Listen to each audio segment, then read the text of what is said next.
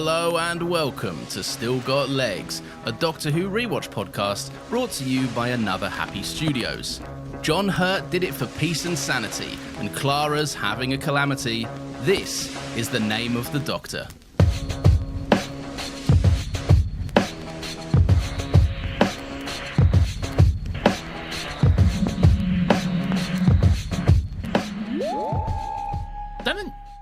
It did rhyme, but you set it up to be like a 3-part rhyme and then just went, no. Yeah, this is one of them things that I've just got myself into that pattern now, and it's really hard to break out of it. I even rehearsed it, and it's still... I have a spare rhyme, I just couldn't work it in. What was the spare rhyme? It was going to be something like, and obviously I haven't workshopped this, right? So wait a minute, just hang on a minute. Hello, everyone. Welcome to Still Got Legs, the only Doctor Who rewatch podcast in the world. There are no others that exist because I killed them all. No! With a gun. No. My name is Nathan, and as always, I'm joined by my wonderful companion as we go on this fantastic journey through time and space, Alonzi, and rewatch all of Doctor Who. Hello, Lawrence. All right, you're talking about setting things up. That was on you there. Hello, Lawrence. Yeah, hello. The lead off was for you to say hello. Oh, I see. Oh, hello, Nathan. How are you? I'm very well, thank you. Anyway, what did you say? Anyway, right, yeah. Back to it. No, so the third word was going to be profanity. So it was going to be sanity, calamity, and profanity. And what was you going to say with profanity? It was going to be something like, And all right, answer me this, because I can see where this is going. Okay. Did you think of one word and then Google words that rhymed with calamity or profanity or whatever the other one was? That is quite frankly a stern accusation, and also none of your business. Okay. So, and also, I don't know if we mentioned this on the show itself, but like a few weeks ago, when you were like, I've had a sip of a beer.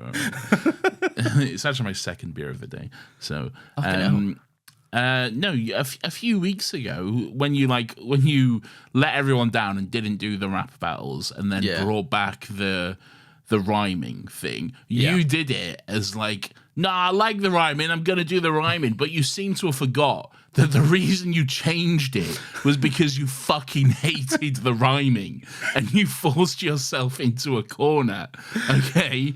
And then you just forced yourself into another corner and you were like, I don't like this corner, I'm going back to the rhyming, which I enjoyed. Only you didn't. Look, sometimes you don't know what you got until it's gone. All right, that's what I'm holding on to here. Look, you're not wrong. There's nothing you've said there is incorrect, but I cannot back down. I'm too committed to this now. Oh god! I mean, you said you was committed to doing a rap fucking freestyle thing, and that never happened. Look, rule 1: the Lawrence lies. Okay. I think you did one riddle, which you just Googled. Okay. Yes. Yeah, I did do that. Yeah. That's true. Outrageous, truly outrageous. It was gonna be something to the effect of like, and the title card at the end made me scream a profanity or something. Obviously, that wouldn't have fit, which is why it got cut. Yeah, that wouldn't have worked at all. And I'd already brought up John Hurt, so you can't introduce John Hurt as the third mic drop line if you've already said him in the first line. But you could have restructured it to put John Hurt at the end. So you could have done words that rhyme with Hurt and ended it with John Hurt. I'll be honest, that's why you're better at them than me. I didn't consider this. So you're saying I could have done like, this episode had me screaming profanity. Clara's having a calamity, and John Hurt did it for peace and sanity. No, that's not what I'm saying. I mean, you could have done that, but that's not what I'm saying. What I'm saying is you could have made hurt the key rhyming word, okay? And so you could have been like, something, I don't know, this is off the top of my head, something, fucking Bert. I don't know. That's a great one. Ernie's here, but where is Bert, you know? something else, and here's John Hurt, you know? Okay, I see what you're going for, but a minute ago when I said you were better, I'm going to rescind that now. No, I am from better. This Ernie and Bert nonsense. I absolutely am better, okay? Even if no one else agrees, I do. I know the truth. Better or less ambitious? That's what I would say. That's what I would put to the table. I'd say better. Okay. Like, give me time, I could make that intro work, all right? All right. Right, we just cut. Nathan's had loads of time. No, we haven't. Nathan, what are we talking about? We are talking about season 7, episode 14 of Doctor Who. Lawrence, it's your 100th episode. Congratulations, me. No. It is the 102nd episode of Still Got Legs and Doctor Who. It is the name of the Doctor. Did I say who was written and directed by? No. Okay. It was written by Stephen Moffat, directed by Saul Metzstein. The name of the Doctor, which I believe gets one of my favorites. You know, whenever there's a title drop in an episode, like whenever they say the title, one of the most beautiful and theatrically performed title drops in this episode of all time, and I'm very excited to get to that moment because it's exquisite. You can see why he's a legend of the stage and the screen, can't you? You really can. Yeah, I'll be honest. It's true. Look, he's back. He's having a wicked time. Oh man! Do you know who else is having a wicked time? The wickedly talented Adele Dazeem. I didn't even hear where that went. Where did you go with that? What I was doing there was I was referencing a meme from like 12 years ago. Can't follow it through. You can't bring it up and then leave it. I was going to say the wickedly talented Adele Dazeem. Remember when John Travolta introduced fucking Idina Menzel at the Oscars and he couldn't pronounce her name? So he just went, the wickedly talented Adele Dazeem. That's good stuff. That's a good meme. It's a good meme. It's great. I had fun with it. This kicks off the Of the Doctor saga, of which there's a few trilogy. Entries. It's a trilogy. Well, it was until more recently when there was a fourth and final entry up until this point. No, Power of the Doctor is not part of the trilogy. Yeah, but it's part of the Doctor. There are other episodes which are of the Doctor. What are they? I don't know. Classic ones, probably.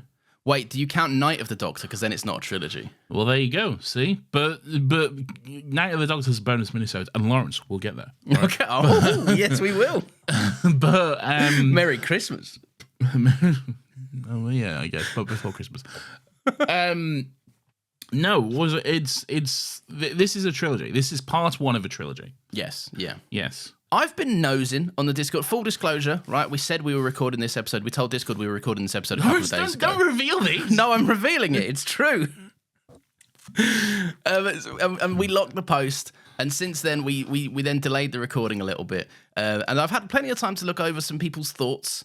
And I don't get it. Am I out of touch? I like this episode a lot. I think this is... Principal Skinner meme? Principal Skinner? What's the Principal Skinner? Am I really out of touch? No, it's the children who are wrong. Or whatever. In that sense, the Discord are my children, then yeah. Yes. I'm not going to decree this certified because that is not my place. But a banger I can certify, right? Just as I realised the wording of that was confusing. I decree this a regular banger. Lawrence, I like it when we're on the same page. Yeah, because baby! I also am ready to smite this with the hammer of I should really figure out what I'm going to say before I say it. This is a certified banger if there ever was one. Lawrence, okay? Damn. Okay. Hot diggity damn. All right. The streak of piss that have been the past few episodes have ended. Okay. Thank God. We got a good one, and not everyone agrees, but they're wrong. But people don't know. It's not just like, oh, this episode's okay, but people don't like this one. Yeah, like, people have actually said this is not that good. And I'm like, I think it's very good, actually. I think you're wrong. All right. Yeah. There's several points in my notes that I wrote down. I know it's a good episode when I don't actually write down the note of what I want to say. I just leave myself a little note that's like, you obviously like this, so go into this on the podcast. And that note is just, God, I love Doctor Who. Mate, I think this is sick, right? I think this is there's great concepts at play. I love seeing the mystery of the impossible go in its full context. Because again, these are episodes that I have like vague understanding of, but I have never rewatched them. A lot of these anyway. Really enjoyed it. I think the performances are really good. River's back. The River's back. Like, River's kind of back. Yeah, I mean, she's in the Alex Kingston is cast in the episode. Yeah. Yes. Bit of a weak villain, but it's so clear that the episode doesn't care about the villain's story. This is one of those which I mentioned in Amy and Rory's last episode, Angels Take Manhattan, where it's not necessarily like, it's quite light on plot, you know? It's one of those where it's not necessarily about like, you know, this adventure happens and all this sort of stuff. It's more so the broad strokes of progressing the story of Doctor Who forward. For sure. In a canonical sense, sort of thing, really. Yeah, man, there's some conversations in this episode, some one-liners in this episode. We haven't been cooking this hot in some time, I think. Oh, that quill is going. Those flames are burning. Big Steve, the moth, Nathan, the moth himself. Yes.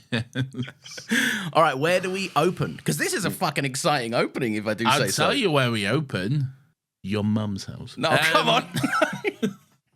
No, we open in a little.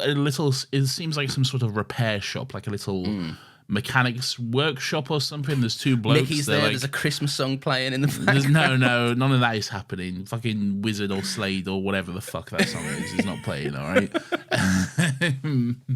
I've fucking heard enough of that this month already. I'm sick of it.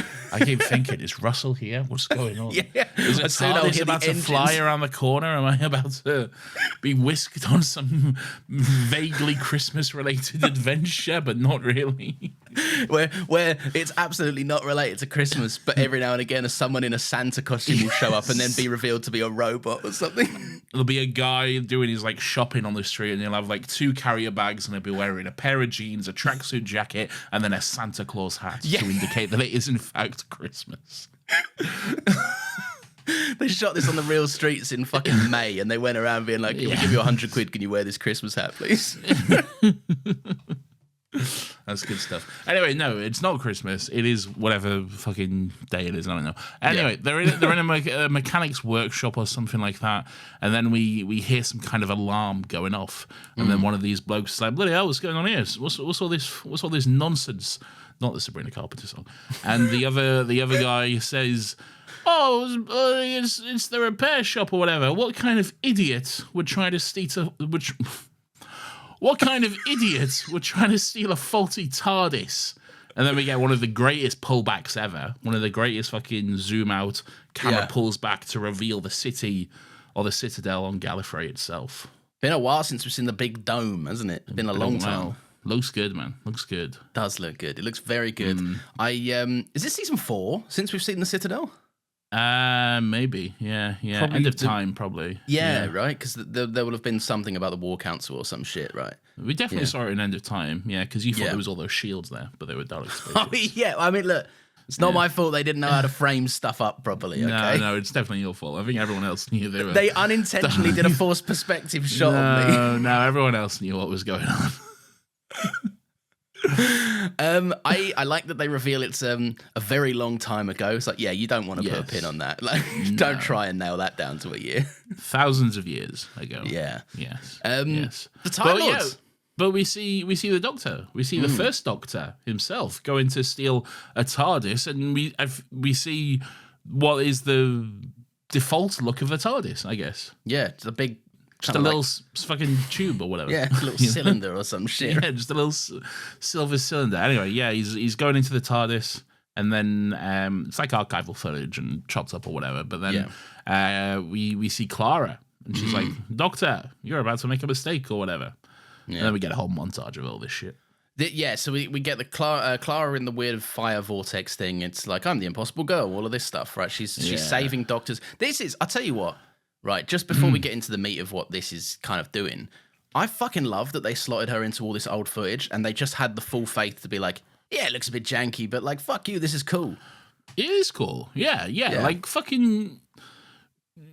It does look janky, but who gives a fuck? They filmed it in the 60s. Yeah. Quite literally. I mean, there's an entire fucking event around this subject that this was filmed 50 years ago. Yeah, right? exactly. Just like, get off their backs, yeah. And I think that's also fun. This is the 50th year of Doctor Who, so it's also like, people say like the 60th anniversary, we got 3 specials for the 60th, and then in the 50th we got just the one. And the whole year was a celebration, really. Yeah, we also have the full series as well, really, and then the Christmas special. And I do think we also got a trilogy in that this the Doctor trilogy as well. But this is definitely very much a celebration of Doctor Who, and it's a bit of fun. It is a bit of fun. So the premise is obviously Clara's kind of what we don't really have a lot of context for it yet. They do throw us right into the deep end. But Clara is experiencing the lives and circumstances of various doctors. Most, I think, appear on the screen. We've got number 7's dangling about. 6 walks past in a corridor. Tom Baker shows up, and he's walking through another corridor. It's just a lot of corridors for a bit. There's a bit of like Journey to the Center of TARDIS stuff going on, like TARDIS corridors, and then you'll see a colourful coat swish past the camera and stuff. Yeah. There is, I think this might be in the latest segment of it, the one towards the end, but there is a shot of Clara seemingly in the library from Silence in the Library, and we see the 10th Doctor as well from behind as well. Yeah, quite interesting. I would love it if they went back and put Clara into some of these little scenes in the background. I know they'd never do it because it's such an exercise in futility, but it'd be fun. They never should do that. That's a bad idea. Can you imagine how many purists would fucking lose their mind over that? Yeah, I wouldn't lose my mind, but I don't think it's the right thing to do. Really. No, yeah. I'd like to see like a fan edit or something. I'm sure someone's done it. Some nerd has done this somewhere. Maybe. Yeah, probably. Me, I just forgot. So the voiceover that Clara's giving is basically the doctors never hear her, but she always sees the doctors. They never hear her except for that one time, and we get a little flashback to the Cockney bartender Clara that we met a couple of weeks back. No, it's not just the one time. It says almost never. She says, "Oh, they yes, almost never hear her." Yeah, because sometimes it's more than just the once. But yeah, what were the other times? What do you reckon her and the fourth Doctor got up to? No, Dalek Asylum was one time. Oh yeah. All right, but if we're going with my joke. what do you reckon her and the fourth Doctor got up to? I reckon the fourth Doctor was, I don't know, in some corridor that looked vaguely like a hospital or whatever. Yeah. And then he comes across this girl, this small brunette or whatever, and he goes... David just did the biggest inhale in preparation. And he goes, I'm so giddy. Would you like a jelly, baby? You there? What's your name? I lost it completely then. Clara Oswald. Clara goes, where are you going? He goes, I rather think I might. Sarah Jane. Kane and Jealous. Jedi Knight. All right, now we've done that. Yeah, now that's out of the way. Yeah. We get the sting. Clara's the impossible girl born to save the Doctor. Ooh, bit of sizzle for the episode. Kanan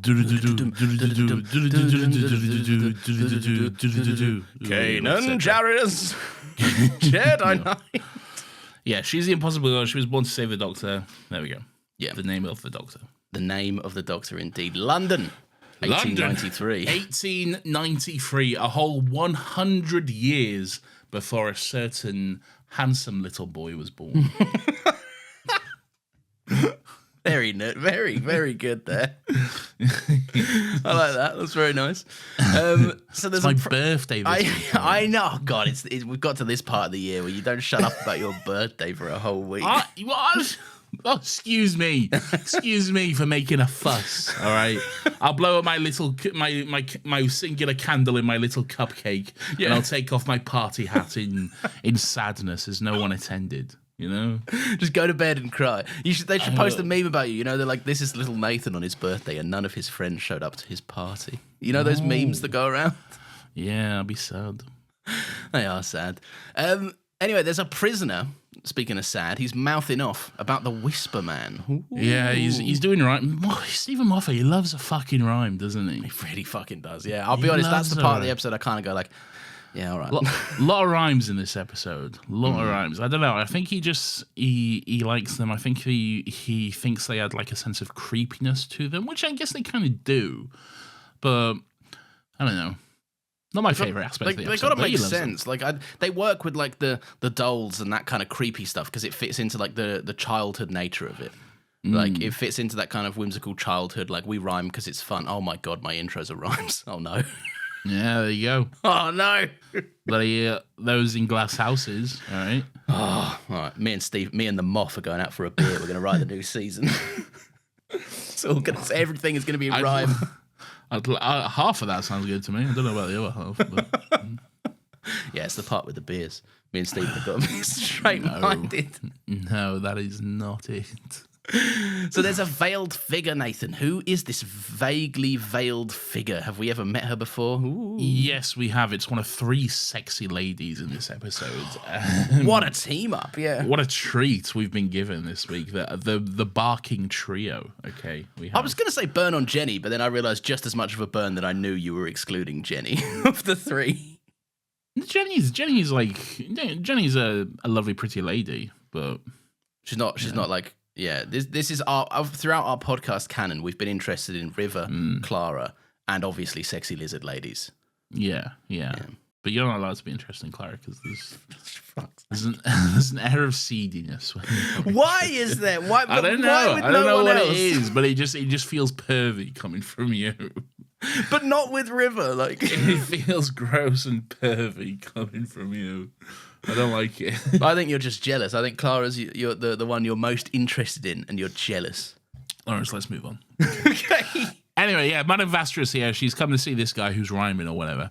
Yeah. And he's like, hey, I'll tell you where I'm. Fucking whisper men, they'll look at you or whatever. And she's like, the fuck are you talking about, brother? Speak sense or whatever. Yeah. And then he's like, something about the doctor. Something about the doctor, indeed. Something about the doctor.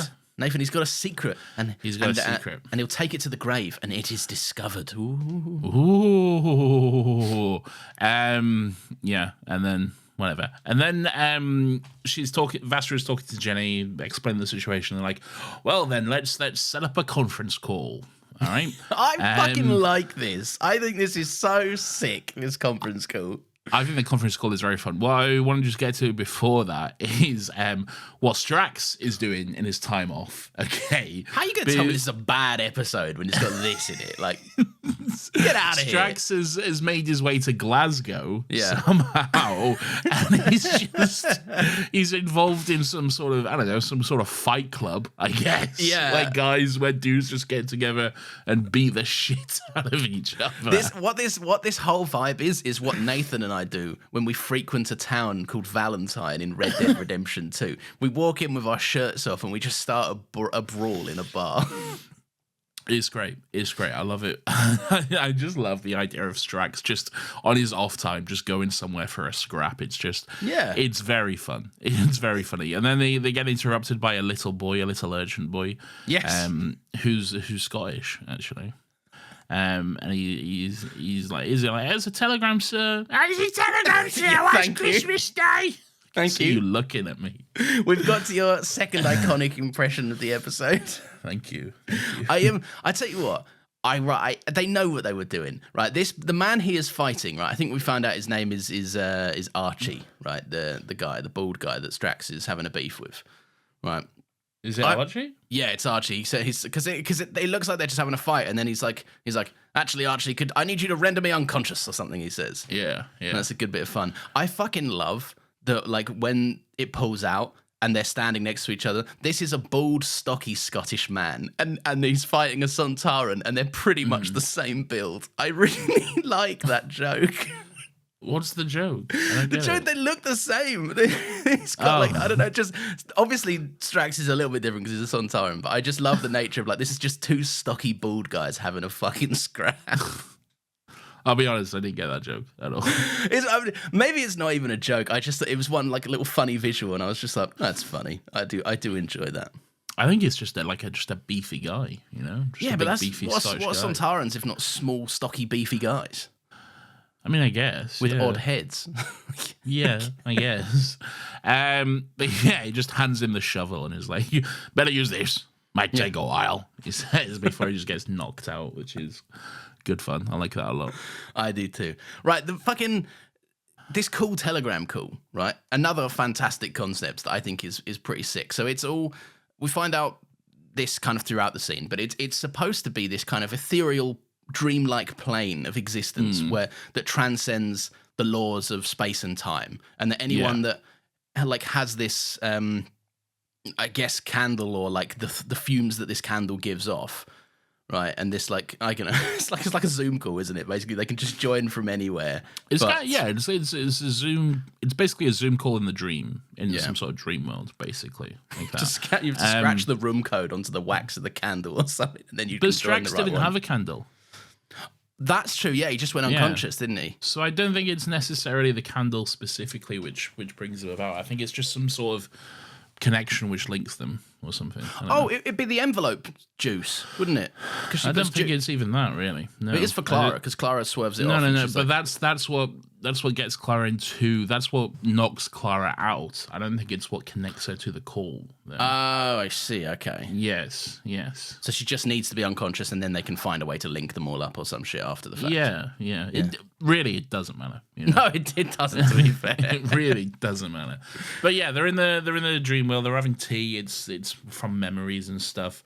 And then Strax is like, who else is joining us? And Vastra says, the women. And then we cut to Clara, who's making a souffle in her kitchen. She's whipping up a souffle. The horrible kid actors are back. Yes, they're largely reduced in role, which I appreciate. But yeah, they're not in it for much in this episode. They are very just in this one little scene, and it is rather interesting how there was that little Scottish boy from earlier. He had like one line, and that was better than the entire performance those kids gave.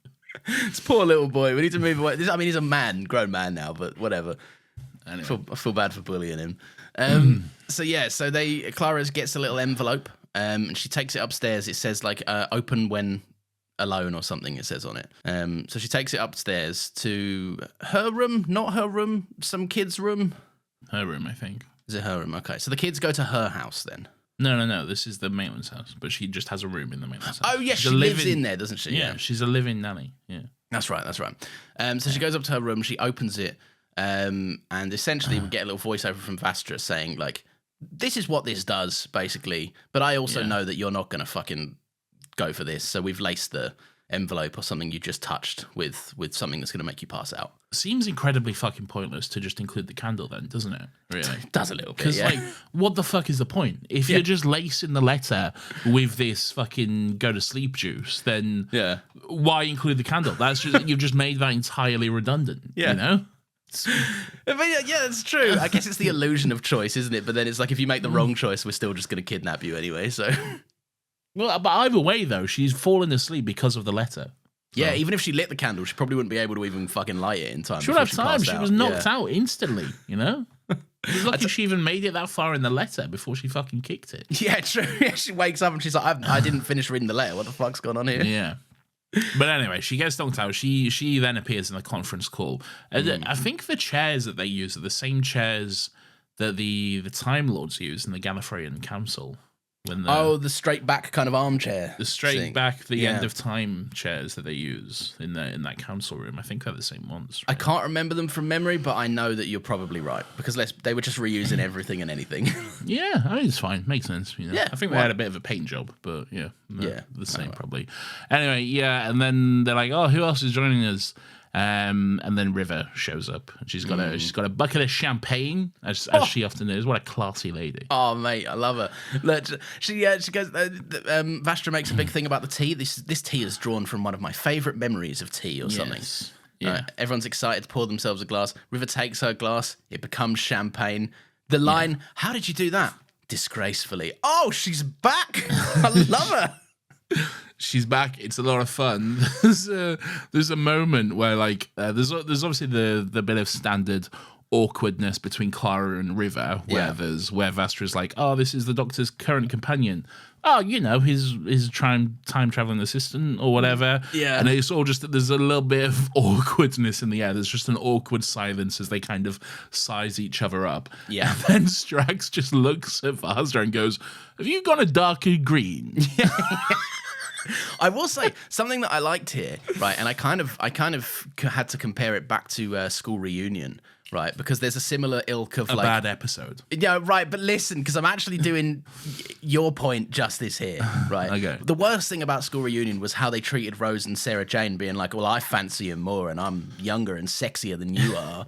Like, that was you're an old bitch. Yeah, well, you're a fucking child, all right? Yeah. You're his child bride or whatever. Get out of here, you old hag. This is my man now. But like, so this is kind of, it's not the same thing. They treat it with so much more delicacy, I think, here. But this is not how that at all. No. Yeah, this is how you play it for comedy rather than, oh, this is such a sexy man, let's fight over him. This is way more like River's assessing Clara and being like, who the fuck are you? And Clara's looking at her like, who the fuck are you? But the awkwardness doesn't last long at all, though. No, it doesn't. Like, it really is just this one moment. It's the River has a bit of a cheeky line where she's like, Professor River song, the doctor might have mentioned to me. Yeah. And then Clara's just back like, oh yeah, no, yeah, straight up, yeah, he mentions you all the time. Didn't know you was a woman, though. Yeah, it was going awkward. So well until that bit. And then Strax comes in with well, neither did I. Which is a lot of fun. Just cuts the tension with a knife, doesn't he? Oh, that's good stuff. Yeah. So the point of the conference call, they're kind of validating the guy from prison. He traded some coordinates for his, like, not release, but like, I guess to avoid the death penalty or whatever. Avoid the rope. Yeah, that's it. Yeah. He killed 14 women. That's good that he's about. Yeah. Fantastic. Yeah, that's the right choice, Vastra. Well done. Yeah, good job. So yeah, the scene is it's so fucking good, right? Because you've got Clara realizing that she doesn't know the doctor as well as she thinks, and Vastra rightfully points it out, like, you think you know everything? What's his fucking name? Yeah. And Clara's like, yeah, oh fuck, I never really thought about that before, to be fair. That's something it's a pretty glaring thing I don't know. She knew it at one point. Yeah. She forgot. Oh yeah, that's true, yeah. Ooh, maybe those memories will come back in a big way. They will. Yeah, they will. And you get the kind of sad realization that River, although she's kind of parted ways with the doctor, she's not been contacted in fuck knows how long. The doctor's just kind of shelved her for a bit, which is pretty rough. We find out why, though. That is. Yes. Really. Yeah. I mean, he's got a good reason. I mean, yeah. He's not just leaving her on red, like ghosted her big time.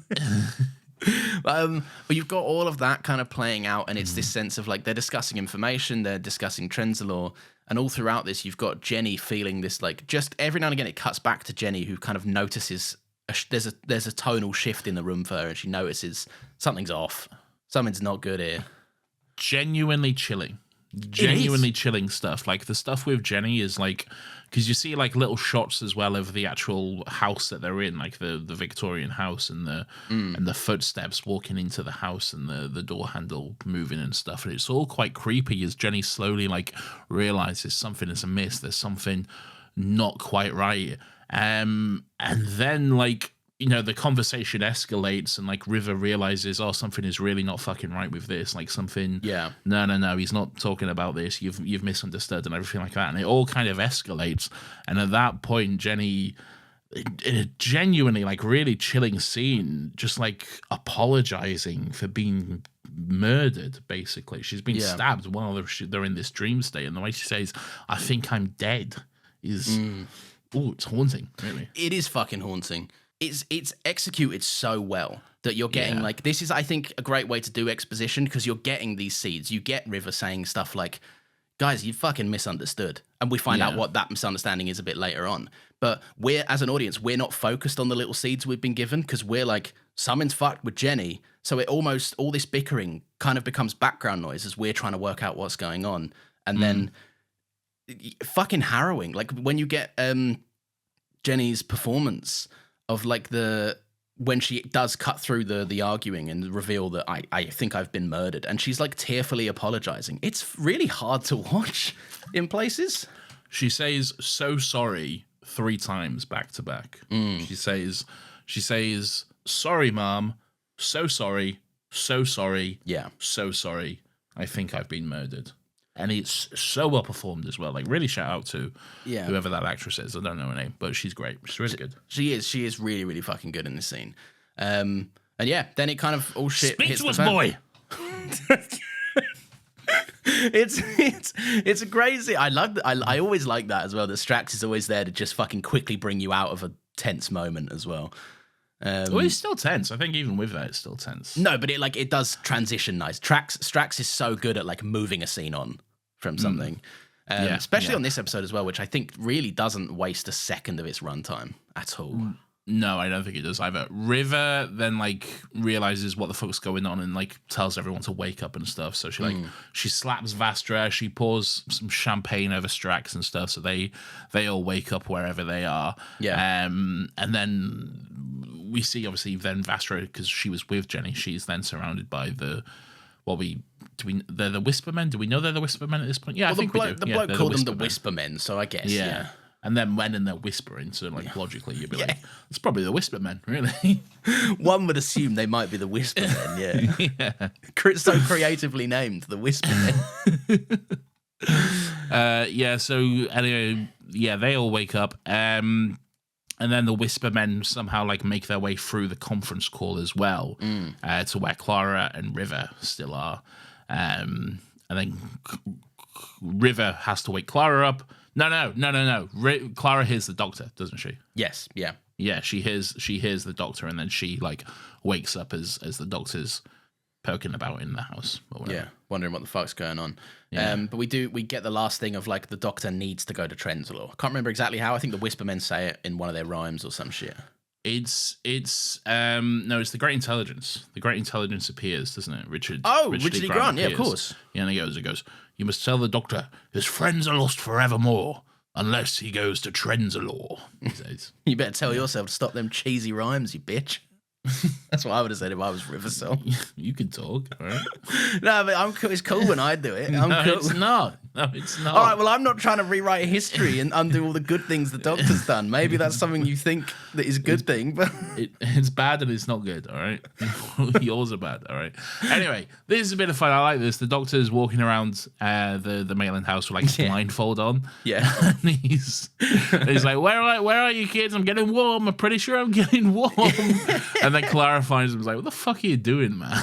And he's like, well, the kids wanted to go to the cinema, but I knew you wouldn't let them, so I said, no, we'll play this game or whatever. And then Clara said, oh, so they suggested Blind Man's Bluff? Yeah. He's like, yeah, I'm good, aren't I? Anyway, where are they?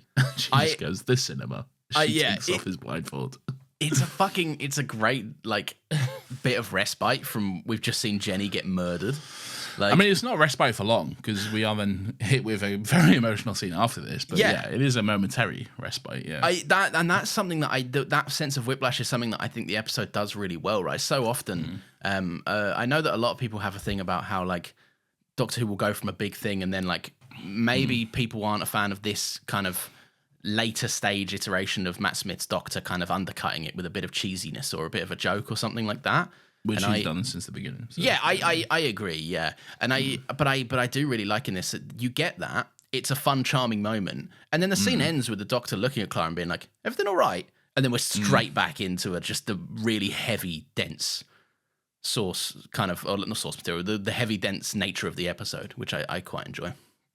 Yeah, so Clara's then like making a cup of tea for her and the Doctor, and he's sort of like telling him about what happened and stuff, and she's asking, so who was she? You know, the lady with the space hair and stuff. And then, you know, we see the Doctor just looking on the edge of tears, like on the edge of a breakdown, and he's just saying like, you know, an old friend of mine. And Clara's like, what, like an ex? And he just solemnly goes, yes, an ex, like that. And doesn't really say much more. And then, like, when Clara comes back in, like, telling him, you know, the Doctor has a secret he will take to his grave, and it is discovered. And then just the way he just breaks down and, like, trying to hold back tears as he says something. It was Trenzalore. It was definitely Trenzalore. It kills me. It's so... And what a performance from our boy Matthew, you know? I couldn't agree more. Yeah, This scene, to me, right, like, this is Matt Smith holding absolutely nothing back because his tenure as the Doctor is coming to an end. It's almost like an open letter to casting directors everywhere being like, I've got the fucking juice, by the way. You better put me in some stuff. Like, don't just write me off as the Doctor. Look at my fucking range here. Yeah, Don't just make me a villain for the next 10 years. Yeah, I hope that doesn't happen.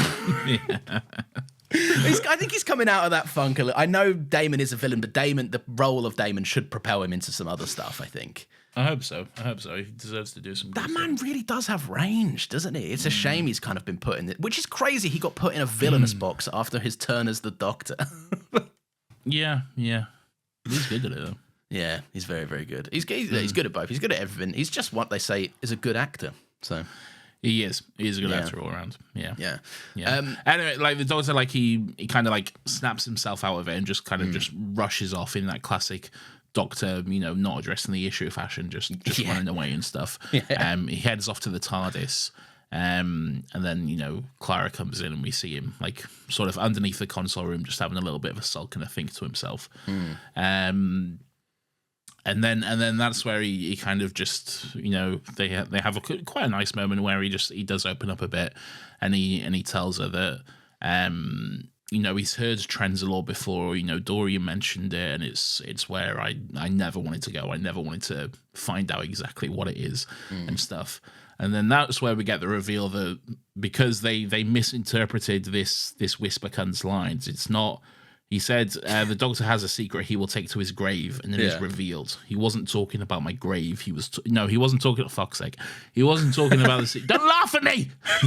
I'm actually laughing at someone else, which we'll get to. All right, he wasn't talking about my secret. He was talking about my grave. It is discovered. Yeah, great. I mean, like you said, we already got the breadcrumbs for that.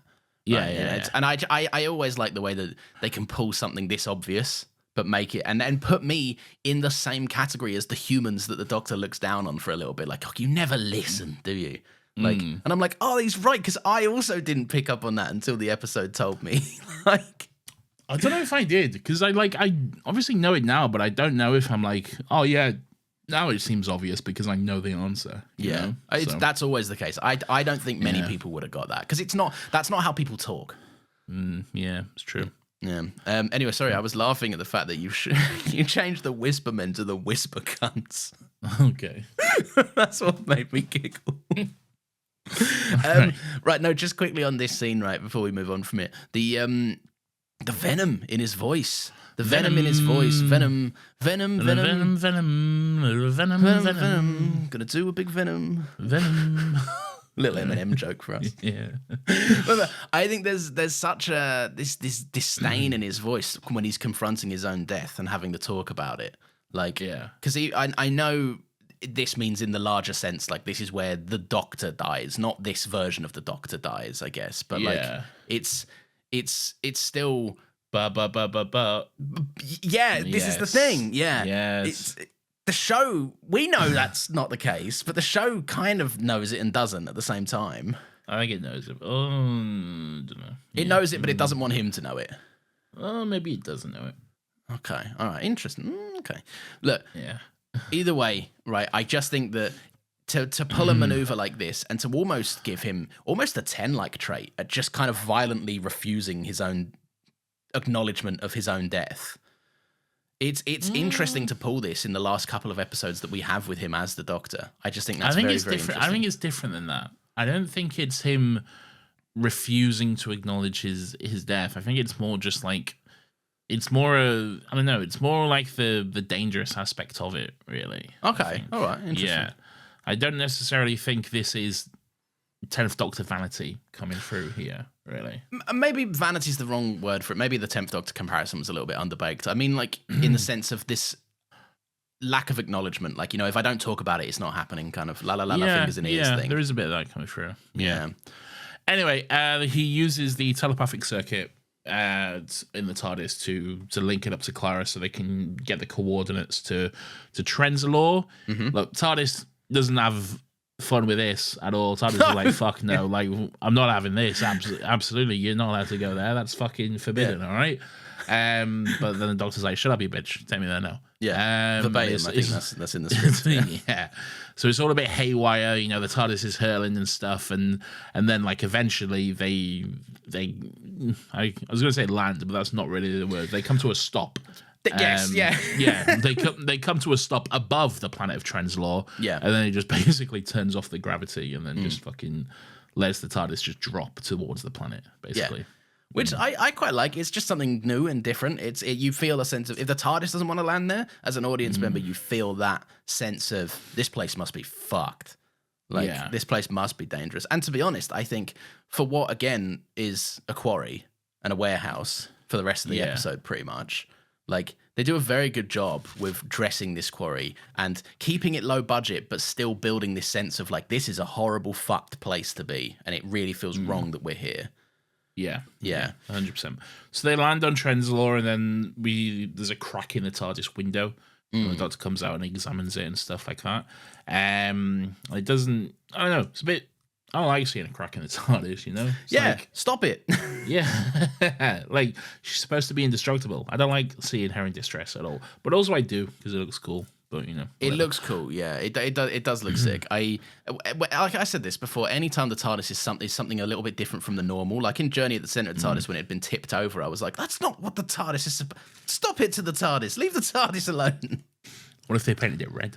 All right, now you're talking sacrilege. I don't want to see any of that. Did you see? But in the Barbie promo, they put a pink TARDIS in the middle of London. Yeah, I saw that. Yeah, and you punched the monitor. No, I didn't. I was like, oh, that's actually pretty cool. No, it was pretty cool, but not red. Yeah. Never red. Why never red? What about other decorations? Like, would you put some flames on it? What if they put a red TARDIS in the centre of London because of in a tie-in promotion to Marvel's Captain America? There's a Red Hulk now. No, I don't like that. I don't like that. A bit of fun. You're trying to fucking exhibit style switch up the TARDIS. I put a TV on it and I did all of this. It's got a TV in the windows now. Hey man, I know you like to travel in time and space, so what I did is I removed the time engine or whatever and I put a TV there instead. Oh, he did good. He does good stuff, does Exhibit. He does, He's doing good stuff. Anyway, they're on Trenzalore. What's happening? So essentially, it's a graveyard. He just looked at me like I pissed on a child. It was quite aggressive. I mean, yeah, you're not wrong. It is a graveyard, yeah. It's a graveyard. The whole planet's one big graveyard. Because it was a battle, Lawrence. Yes. Not quite. Doctor's last battle. Yeah, not quite the heights of the Time War we find out later, but still enough to... We'll get to that. Stop skipping ahead. All right. This is another one of them things that I just think this episode puts in a cool concept, like a battleground graveyard, followed by Clara kind of asking, why are some of them bigger and different and all of this? What's going on with all of this? And the Doctor says, essentially, it's the higher the rank, the bigger the grave. It's like, just interesting concepts. I like this a lot. And then we see the biggest monument on the battlefield. Oh my God. When the Doctor sees the big old dead TARDIS, which Clara assumes rightfully, I think, just that fucking big old monument there. And he's like, it's the TARDIS. And she's like, yeah, I'm not blind. I can see that that's the TARDIS. And he's like, no, you don't get it. This is really sad. Yeah. What an interesting concept. The concept being that, like, when a TARDIS dies, the whole bigger on the inside stuff starts to leak out, and it just basically grows to like its actual size and stuff. What a really interesting concept, I think. I absolutely think so. Where does it stop? Because like its size is infinity, right? Like, well, I don't know. Well, we'll be here all day if we start fucking going into that shit. All right? Yeah, that's very true. It's big, all right. It's big, all right. It becomes a building for the rest of the episode's events. So yeah, it's pretty big. It's a great concept. It looks good. The Doctor has a line that genuinely I think might be one of my favorite in recent memory in Doctor Who.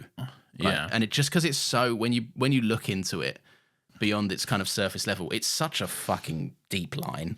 And the Doctor's kind of sick of looking at it. He goes off to storm off to start the rest of the episode. Right, let's get on with whatever we're here to do. And as he's walking off, he goes, what else would they bury me in? Yeah. And it's like, oh my God, what a different meaning of the man in the box not being the TARDIS, but essentially being a coffin. Like, horrendous, like, double meaning there that just made me go like, oh. And this is one of the moments I wrote down, I love Doctor Who. In my notes. I love Doctor Who too. Yeah. Anyway, River shows back up. River's mentally linked to Clara. She kept the T link alive or whatever. Yeah. I'll tell you what, there's a good fake out when you think that the Doctor can see her. He turns around and he goes, River. Yes, that is good, actually. That is very good. Yeah. Because we don't quite know what's going on with River at this point yet. Yeah. We're like, why is she here? Why can Clara see her and stuff? It's a little bit vague, intentionally vague at this point. Yes, but the Doctor turns around, he's like, River! And then it cuts to River and Clara looking at the Doctor, but then we cut to River's gravestone. Because the Doctor rightfully points out, like, yeah, I get it. Like, she's long dead, but, like, fuck is she doing here? Yeah. Fuck's this about? And Clara's like, she's not dead. This can't be right. And the Doctor's like, oh, no, she's dead. She is dead. Yeah. Right? Yeah. Which is a little bit sad. And also, like, later episodes hadn't come and stuff. Yeah. Right, so this is what confused me. As someone that now we're in very hazy territory for me, I was I at the time this came out, I think the idea was River was supposed to be done at this time. It reads like that, doesn't it? Yeah. Yeah, it definitely was. I think because we had that mid-episode where there was all the rivers and the TARDIS and everything like that, and the implication of that was they were going off to see the Singing Towers with Beryllium, and it was their final night together and that kind of stuff. And I think that's supposed to sort of like up at this point anyway, that was them going off to do that and all that kind of stuff. Things change, storylines change, stuff happens, but yeah, I don't know. You can see why they wanted to kind of bring her back for one last Matt performance. I mean, I'm so thankful for that because we get some beautiful moments in this episode throughout. With their storyline together and with those two great performers together. It's good stuff. So look, I'm all right with a little few inconsistencies in the timeline here and there. To be honest, I don't give a fuck, really. Mate, bring her back. But I think what should happen here is when we see Clara at the library later, she's actually there to undo Ten's work and find a way to solve River dying, full stop. And Clara takes her in the TARDIS and brings her back to present Doctor Who. Right, and then there's more episodes of her. Anything to get Alex Kingston back as a series regular is a golden with me. Can you imagine her with 15? I don't know if she should come back as a series regular, but I do think she should come back. She absolutely needs to come back. That'd be incredible, yeah. Yeah. That'd be good stuff. Instead of David Tennant for the 8th time, it was Alex Kingston. Yes. Yeah. She should have come back instead of fucking John Barrowman in the... Oh, right, yeah. In the Chibnall era. Yeah, spoiler alert, I guess. But yeah. John Barrowman comes back. Does he show anyone his penis? Who knows? Probably. No, he can't because it's all woke now, Lawrence. Right? You can't even show your penis to your female cast members these days. But I can't do anything. Can't believe it. This is outrageous. All I want to do is walk onto set and get my dick out. Yeah. Right? Is that too much to ask? Is that too much to ask? And everyone should think it's funny, actually, and not weird. Because of woke. This is so typical. Ugh. The wokerati win once again. Also, don't see Trolls or something. He doesn't like Trolls, the movie. It was the beach that makes you old. Oh, that's right. Yes. For anyone who doesn't know, me and Lawrence joke about this a lot.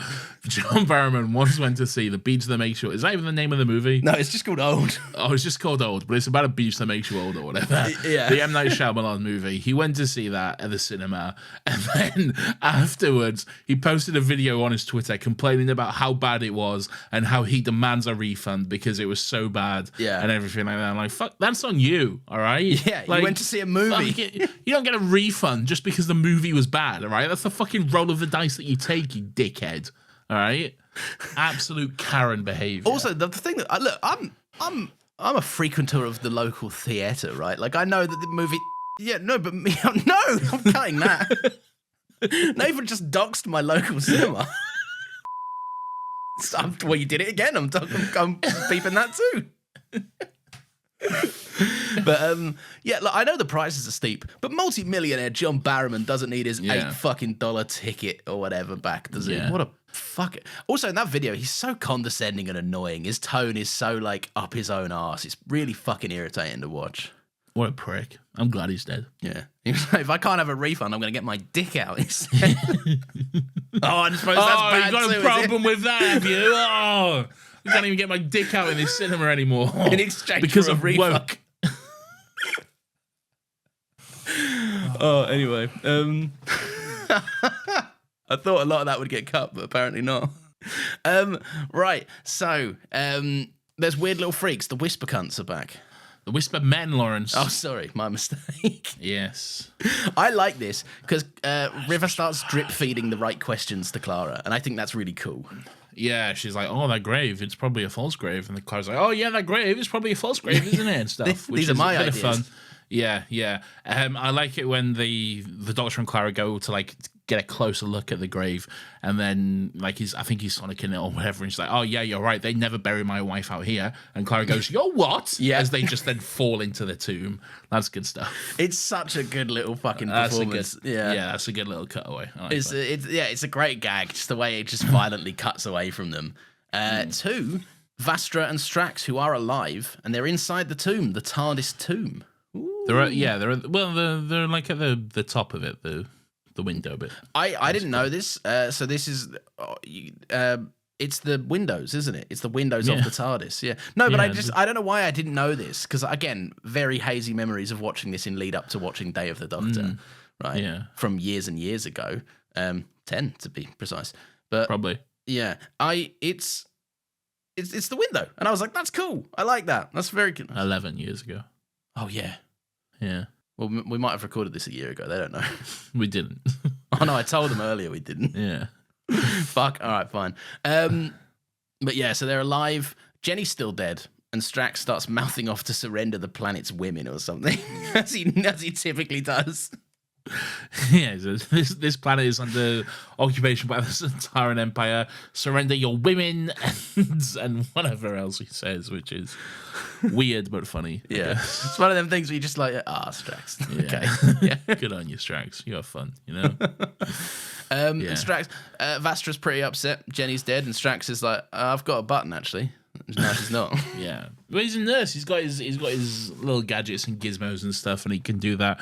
And he just brings her back to life, and she's like, and he's like, oh, the heart is a simple thing. Oh wait, no, I like it when she's. But first of all, she's like, you gotta get him back, Strax. You gotta get him back. You gotta get him back. And he just goes, unhand me, you ridiculous reptile, and she shoves her away from him. He's great, stuff. Man. Is he? He's. How much of this is he in going forward? I want to know when my last Strax appearance is. Do you? Because I can tell you the answer right now.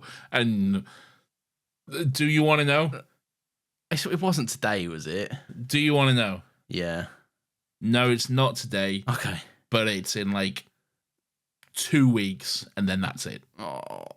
Yeah. I really like Strax. He's becoming one of my favourite little side characters. Like, I've been run over by a carriage. It's so fun.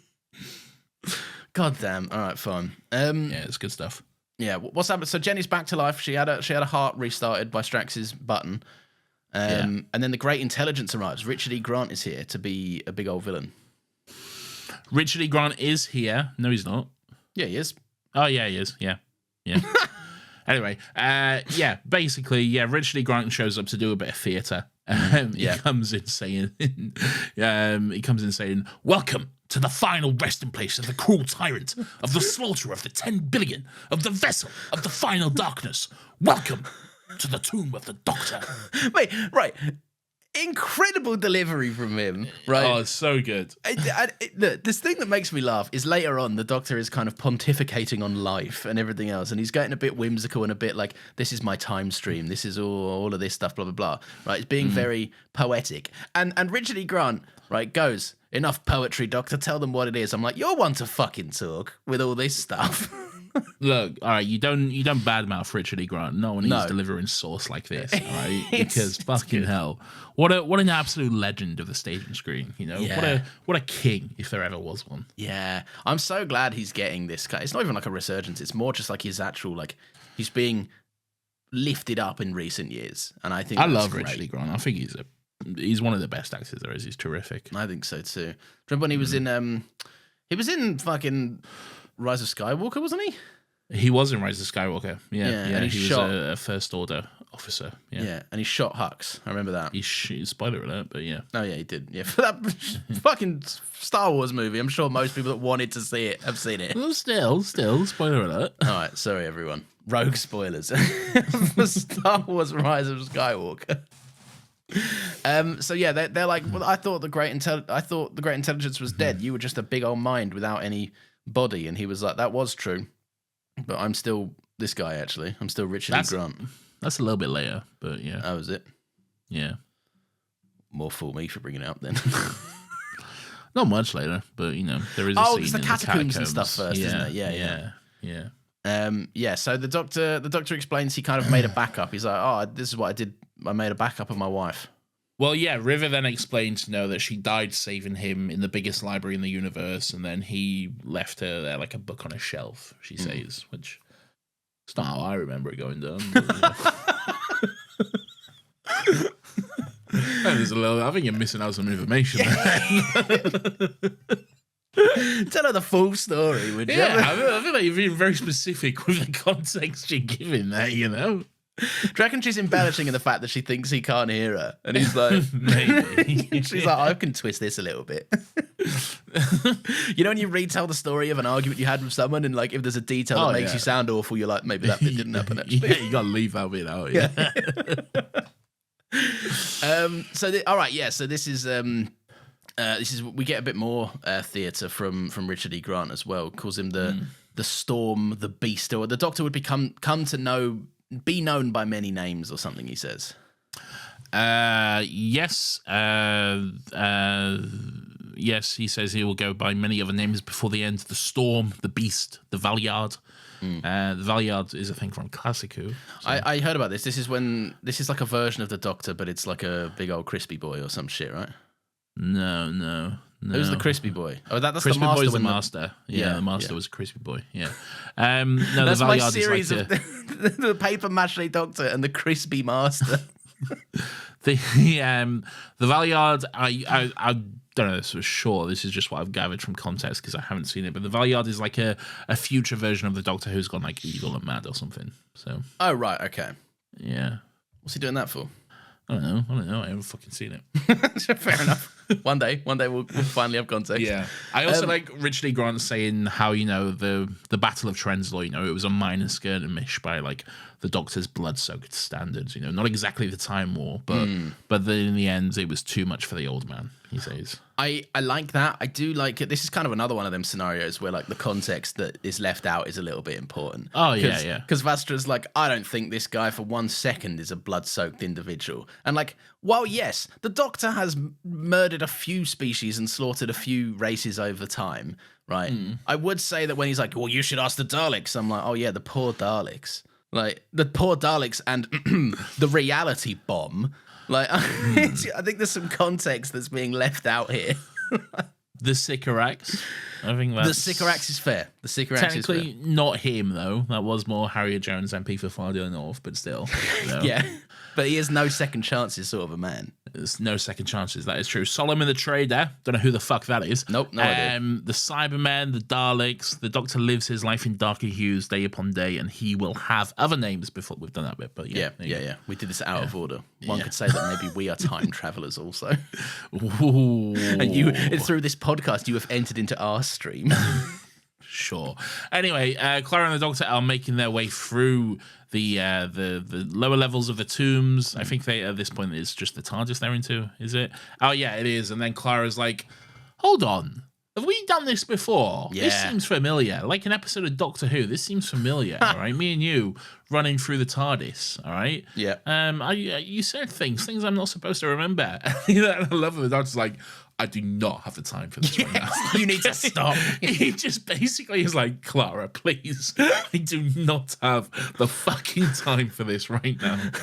If it wasn't for his meltdown at the end where he was like, you shouldn't be here, you should be dead a couple of times over by now, he could have got away with it just by Clara being like, hang on, what are these memories? He's like, oh, that's just another corridor. That's a corridor we ran down, but it's nothing to do with this. Don't worry about it. Yeah. But it's true. You're right. I do absolutely love that it's just like, not now. Like, this is the worst time for this conversation. Yeah. Anyway, then the Whisper men show up, so it's all right. Like, the Whisper men, the Whisper can't say something like she's going to die again in your grave or something like that. The girl who died, he tried to save, she'll die again inside his grave. Yeah, there's a lot of that this episode. There's a lot of rhyming. Yeah. It is what it is, all right? Yeah, it is what it is. So the Great Intelligence. Oh, so we did skip over this again. Maybe I was right to bring it up prematurely. He's a big hollow man. He unwraps himself and he's like, "Look, I've got nothing in me." Yeah, it's fine. It's whatever. I thought it was a cool design, the way you kind of see his face pull off a little bit. Yeah. There's no real difference between him and the other Whispermen, really. It's just that this is the Great Intelligence needs I guess a face, a voice. So they're just like, we'll have that cunt, Yeah, we'll just use that cunt from fucking ages ago that we killed or whatever. Yeah, we'll just use this dead cunt, I reckon. Yeah, why not? Yeah. So the Great Intelligence, he needs to get through a door, and to open the door to the tomb, the key to do so is actually speaking aloud the Doctor's name.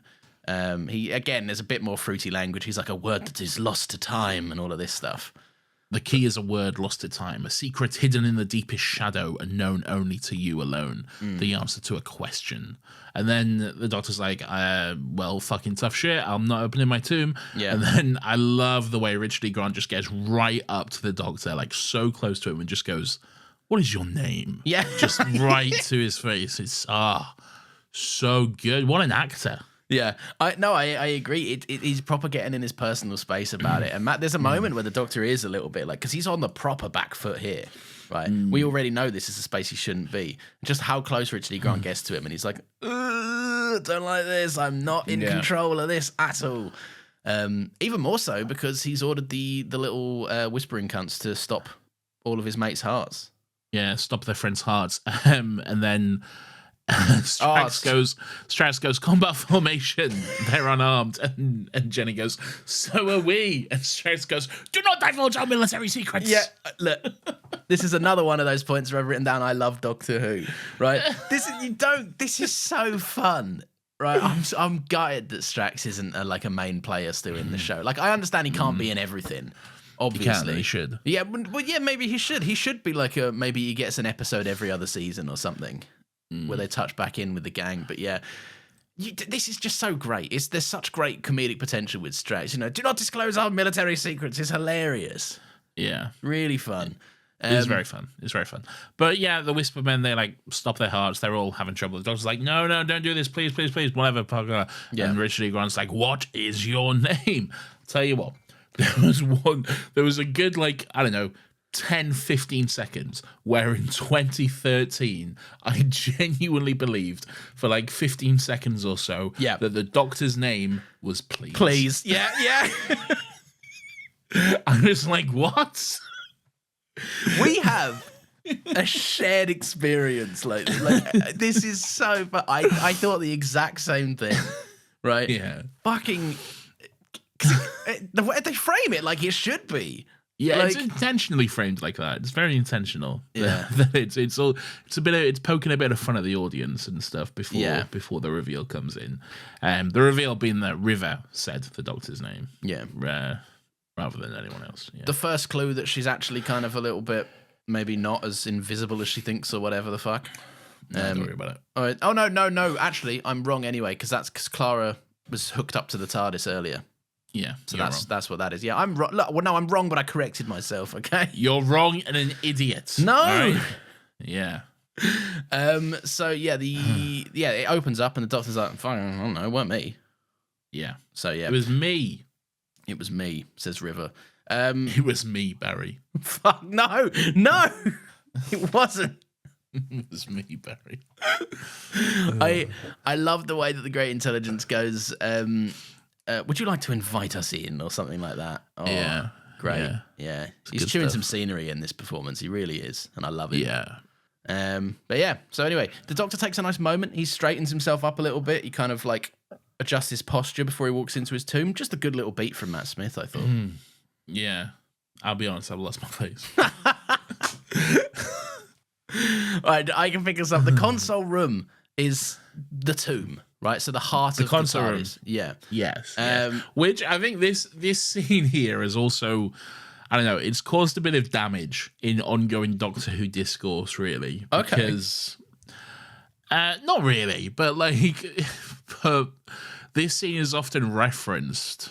I don't know if I can get into this yet because of spoilers. I might have to wait until 2 weeks' time, actually. Give me the broad strokes without spoilers. Broad strokes is basically people people often say that Doctor Who got it wrong and that Doctor Who shouldn't have changed the TARDIS console design because we know the Doctor eventually dies in his, and this is the grey, and this is the TARDIS which is present at the time. Oh, right. But the story's not done. Like there's more to the story, and that's all I can say at this point. But there's more to the story. Okay. All right. Interesting. So, yeah. But also, either way, like, shut up. Yeah. Fucking who gives a fuck? Yeah. Shut up, nerds. Yeah. It's what it looked like at the time. Like what are you expecting the show to do? Go like, here's a wildly different thing that might not be something we use in the future. I mean, they could have made an entirely different console room, but made it so vague that it was like, that just must be the future Doctors down the line that we never see. But exactly, yeah. But it just, again, I can't get into it without spoilers. At this point, there's a reason, okay? There's a reason why it looks like this, okay? It is a specific choice that it looks like this, okay? Right, okay. So no mistake was made. It was 100% intentional, and it should look like this. Yes. So the fans are all dumb, or the fans just don't understand it? The fans misunderstand something. Yes, okay, yes, okay, cool, yes. cool. All right. Well, that's never happened in Doctor Who. All of them apart from me. I'm the only one who actually understands it correctly. Well, you've got the podcast. So, exactly. Yeah, until they buy a microphone. Does it matter? The official Doctor Who podcast. I was thinking, like, if we listed ourselves as the official Doctor Who podcast, how long do you think it would take for us to get like a cease and desist from Russell or BBC or whatever? Not long, but think of the tweet. Yeah. Think of the likes, Nathan. Think of the promo. I think we should do it. Would they pull it though? Would Acast have to pull it? They couldn't pull it. They definitely could. No, the BBC couldn't pull it. As long as we have our RSS feed saved somewhere. That'll be fine. Yeah. Fuck them, we're going to do it. We'll do it, yeah. So yeah, I love the design of this anyway. The console room's got loads of like vines draped around it. It's obviously like it's wounded. It looks hurt and a bit on the down and out. It's the console room with no console. Yes, yeah. And instead just the Doctor's stream in the middle, his live stream or whatever that fucking thing is. His live stream? His live stream. Hey, yo, chat. Hey, yo, chat. Chat, is this real? Chat, is this real? Is this my stream? Chat, am I cooked? Yo, thank you. I am the Doctor 79 for the bits. Thank you for the sub, Richard E. Grant. Appreciate that, brother. Yo, thanks for the 6 months with Prime. Yeah. I don't know how Twitch works. The Doctor explains it like time travel is essentially to cause an opened wound in the fabric of space and time.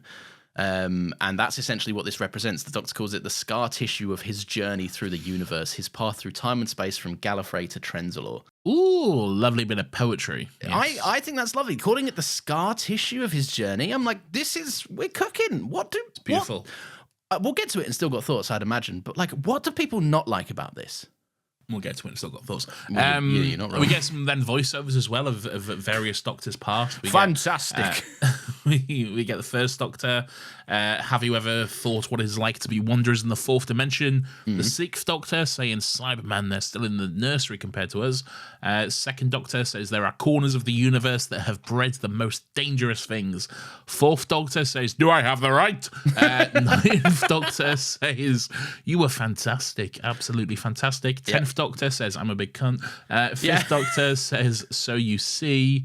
And then I think that's it. That's all I got anyway. Nice. So. That's all you got. Like you didn't open the script. That's all you perceived, was it? You went, I got all that down. I don't have the script on. These are on my notes. Oh, yeah. Sorry, I forgot you rewound it 30 times. No, I paused it. You didn't write these down. I did. I'm telling you now I did. Okay, I've been doing this since the beginning. I've always been writing down quotes. I don't know. Yes, quotes. But also I know that when you forget your notes, sometimes you open up the script to help you out. Is there anything today that would indicate how you've not done my notes? No, but I can't see any world where you would write down all of those quotes rather than not just look them up. Also, they're hard to decipher intentionally. They're doing that thing where they overlap and they're a bit airy and all of this. Not for me. Oh, fuck off.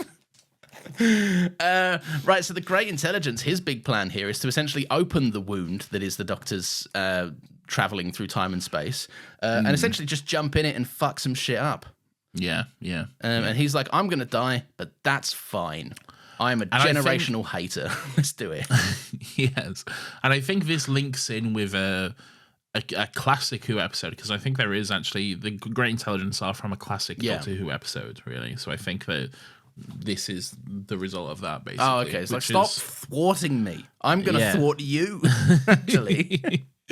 Yeah, which is good stuff. Yeah. Look, this is we alluded to this in the opening bits of the podcast, right? But it's a bit of a weak source villain thing. But like, I don't care. It's this not is the so point. obviously Yeah, not this. it's just not the point of the storyline, though, is it? So like, this is not fucking the Davros or the Daleks or the Cybermen or anything like that. It's not gonna like the most iconic and terrifying villain or anything like that. But the story, that's not the story that they're trying to tell. Yeah. So like, I'm fine with it. I actually think this is better. Like when you think back to like End of Time Part 2 and stuff, it's so stupidly plot heavy with stuff that doesn't matter.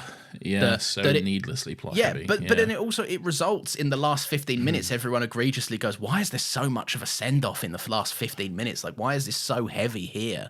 And it's because they didn't weave it in through this episode, through the episode, like they did with this episode. It's because the first episode was a waste of fucking time. It's one of the worst episodes of Doctor Who ever. It's a fucking waste of time. It's just silly little antics. And fucking bad. Oh, I'm not getting into that. That is Minnie still having the herself worst a little episode crime of Doctor Who they've done, I think. That is, wow. Yeah. The that's worst? awful. Yes, the worst. I really do not like it. That's wild. Worst is wild, but okay. It's bad, though. I know it's not great, but it's dumb in a fun way, I think. Or maybe I'm now just because I remember in the episode I was making fun of it a lot, so maybe I'm now again too far removed to speak honestly about it. Maybe. It was only earlier this year as well. Oh god. Oh fucking hell yeah, it was. Yeah. A lot's happened in Doctor Who since then. A lot has happened. A lot's happened with this podcast since then. Yeah, that is very true actually. Yeah. Speaking of like right now when we're going to move on to the next point. So we get all the same shots as the ones in the opening, but this time Richard E. Grant is there and he's like just letting bad stuff happen and he's like he's just looking menacingly on this. I'm going to fuck some stuff up when the camera moves away. Yeah.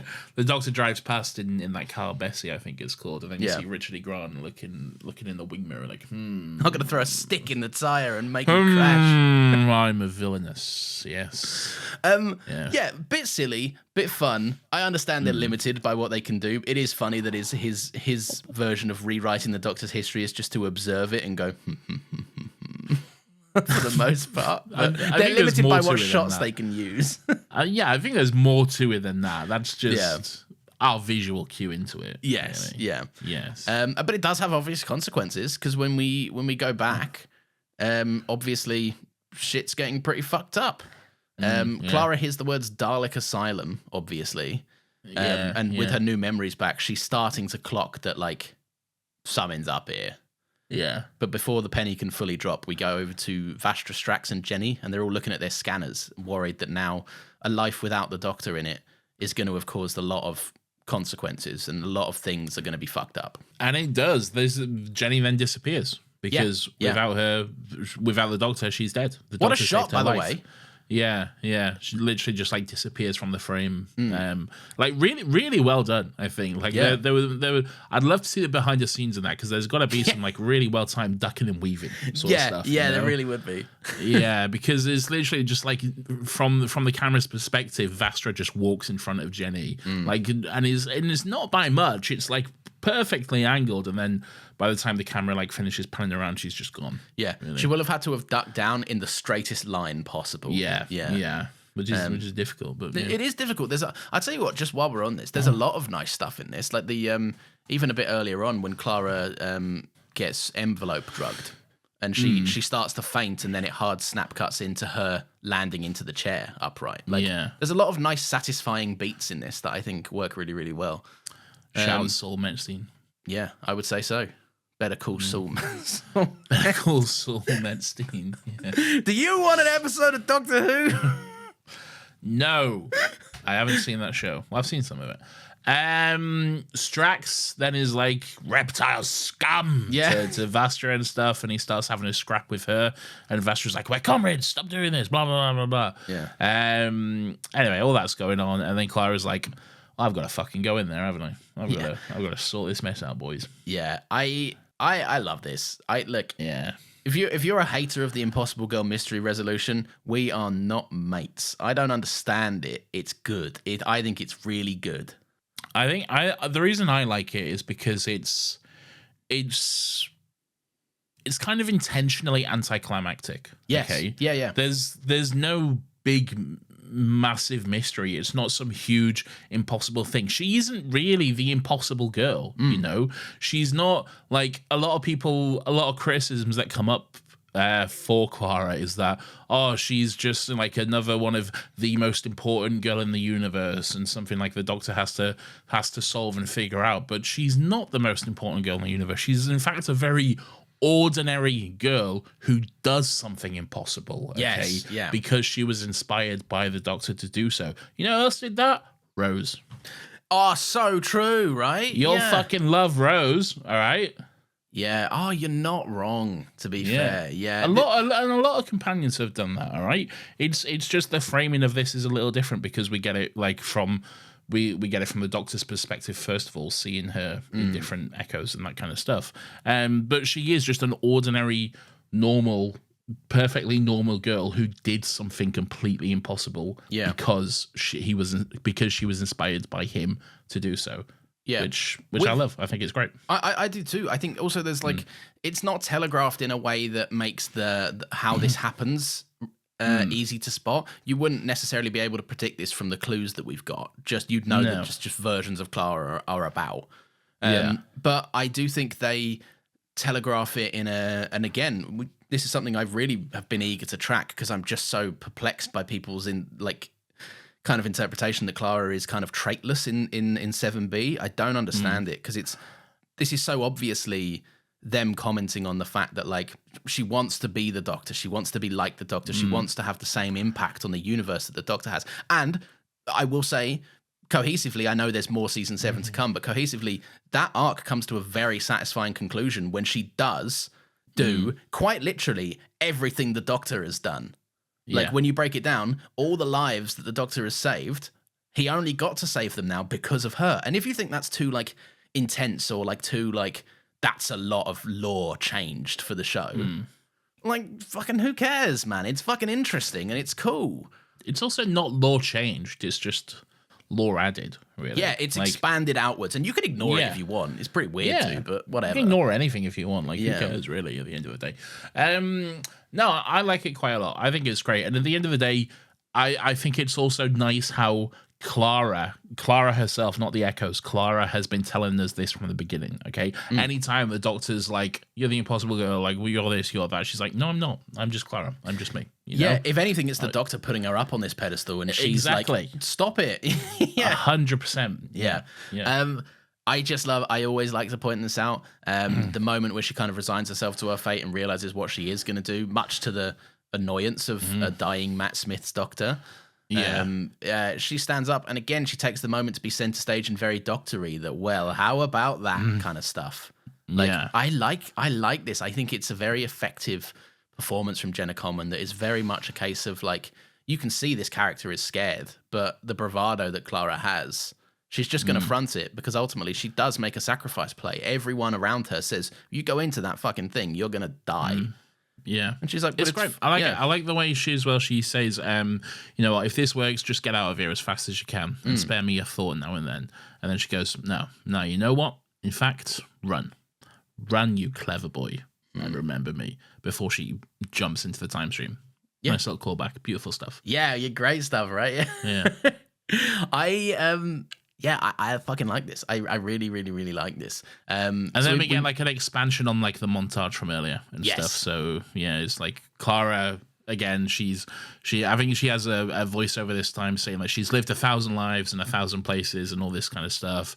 She's born, she lives, she dies, and that's where we see like the Doctor here and there and stuff. We see 10th Doctor on fucking the library planet. We see 7th Doctor hanging on an umbrella and all this sorts of stuff. We see all this stuff again, and then we get the ending of that scene from earlier with the 1st Doctor in the TARDIS, where she's like, "Hey, you're about to make a grave mistake. Don't take that one, take this one. The navigation system's knackered, but you'll have much more fun." Yeah. And basically because of Clara, he now has the relationship with the TARDIS, which is a nice bit of fun. I think absolutely a nice bit of fun. Definitely the TARDIS is... I think it's also a bit of like a nice bit of resolution to her storyline with the TARDIS as well. I agree. As well. Yeah. Yeah, that's a really nice thing that I hadn't really considered before, to be fair. Like now the TARDIS and her can be mates. They're busy mates now. Yeah. They've set aside their differences. Yeah. Or it's just reluctant. Clara walks back into the TARDIS like, got a lot to thank me for in the end, haven't you? And TARDIS is like, a reluctant bong or something. So yeah, no, great. God, did people fucking hate this when it came out? There's always been mixed reactions to Clara. Yeah. Okay. It's some people liked it, some people didn't. I think, Clara brings out a wide array of opinions, really. Which is very strange. Yeah. Which is very strange. Why specific? Like, I can understand people not necessarily vibing or like Clara. Like, if she's not for you, then fair enough. What I can't understand is the such intense, strong reactions to it. Like, she's the most offensive, like, horrible companion there has ever been. It's like, there was the fucking... This is going to date the episode, but whatever. There was that fucking announcement for the new Naughty Dog game that just came out. Oh, yeah. The Intergalactic, which was quite cool. I'm a fan of Naughty Dog. Yeah, the Heretic something or whatever it was, yeah? Intergalactic. No, but it's got like a little subtitle thing to it, hasn't it? I don't know. I just know it's Intergalactic. Oh. But anyway, it's... then people are having such intense, strong reactions to this, seemingly because the main character is a bold black woman, and they're like, "Yeah, right. Is this what gamers want?" And everyone's like, "Yeah." I saw a really funny tweet about it that was like who is this for? Who wants this? And someone quoted it saying like, "Do you also want to fuck Crash Bandicoot? If no, then shut the fuck up."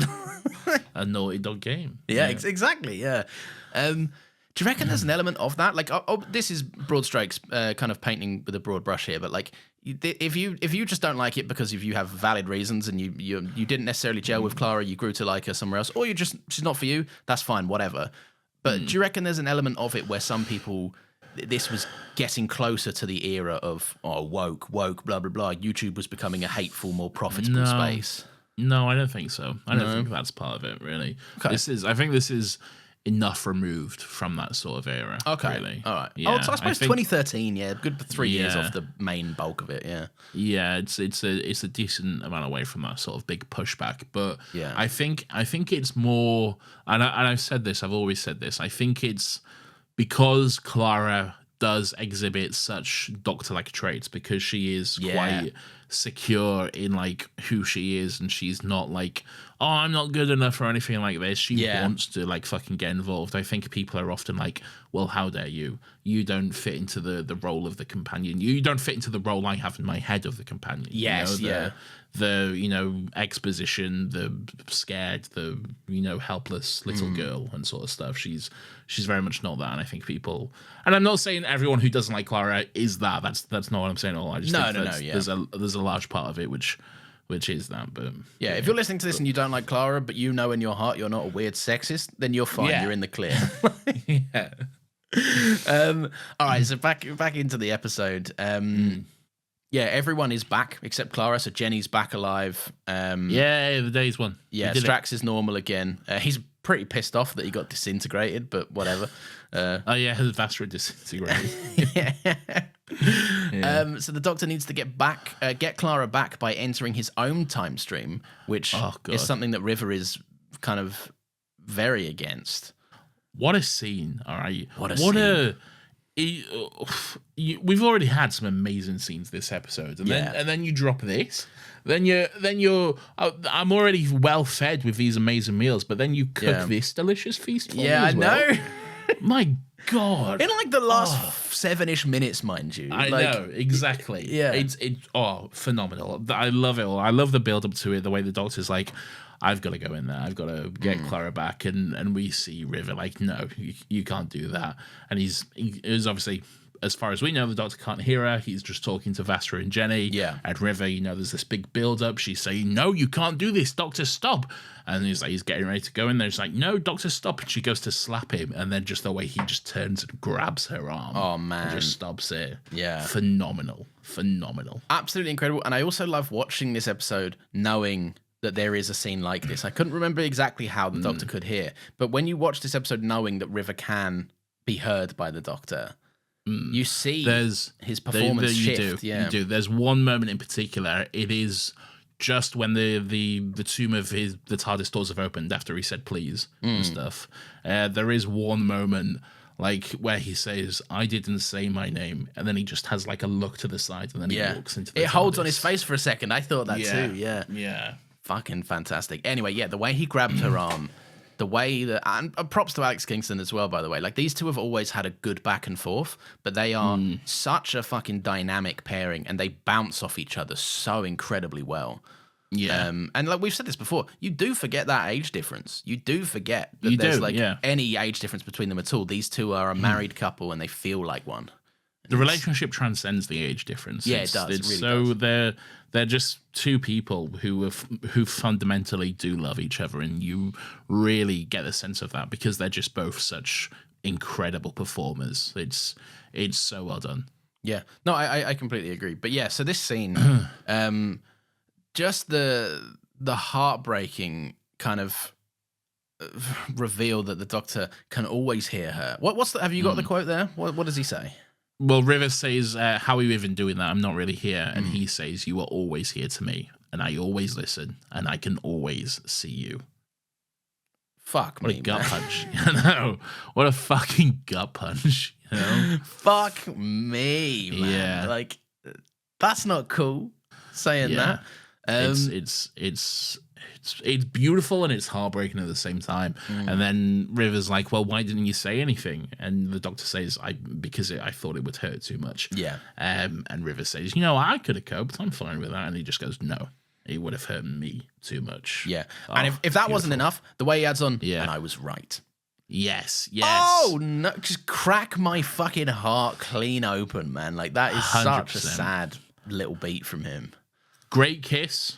One last kiss between the River, I won't say anything, but a nice kiss between Eleven and the River, which is a great moment. And then just followed up with a great joke as well. So good, Since nobody else in the room can see you, God knows how that just looked. And then we cut to Strax, Jenny, and Vastra, just like, what the fuck is going on over there? It's such a great... Yeah, the cutaway is really funny. This is what I was saying earlier. This episode's very good at just, like, dramatic moment, little joke. Now we're back into it. Like, but it doesn't ruin it, though. That's the thing. No, it doesn't. It more complements it than anything. It's just like... It's like when you're having like an emotional conversation with someone and like they make a joke and you have that sort of like cry laugh sort of thing.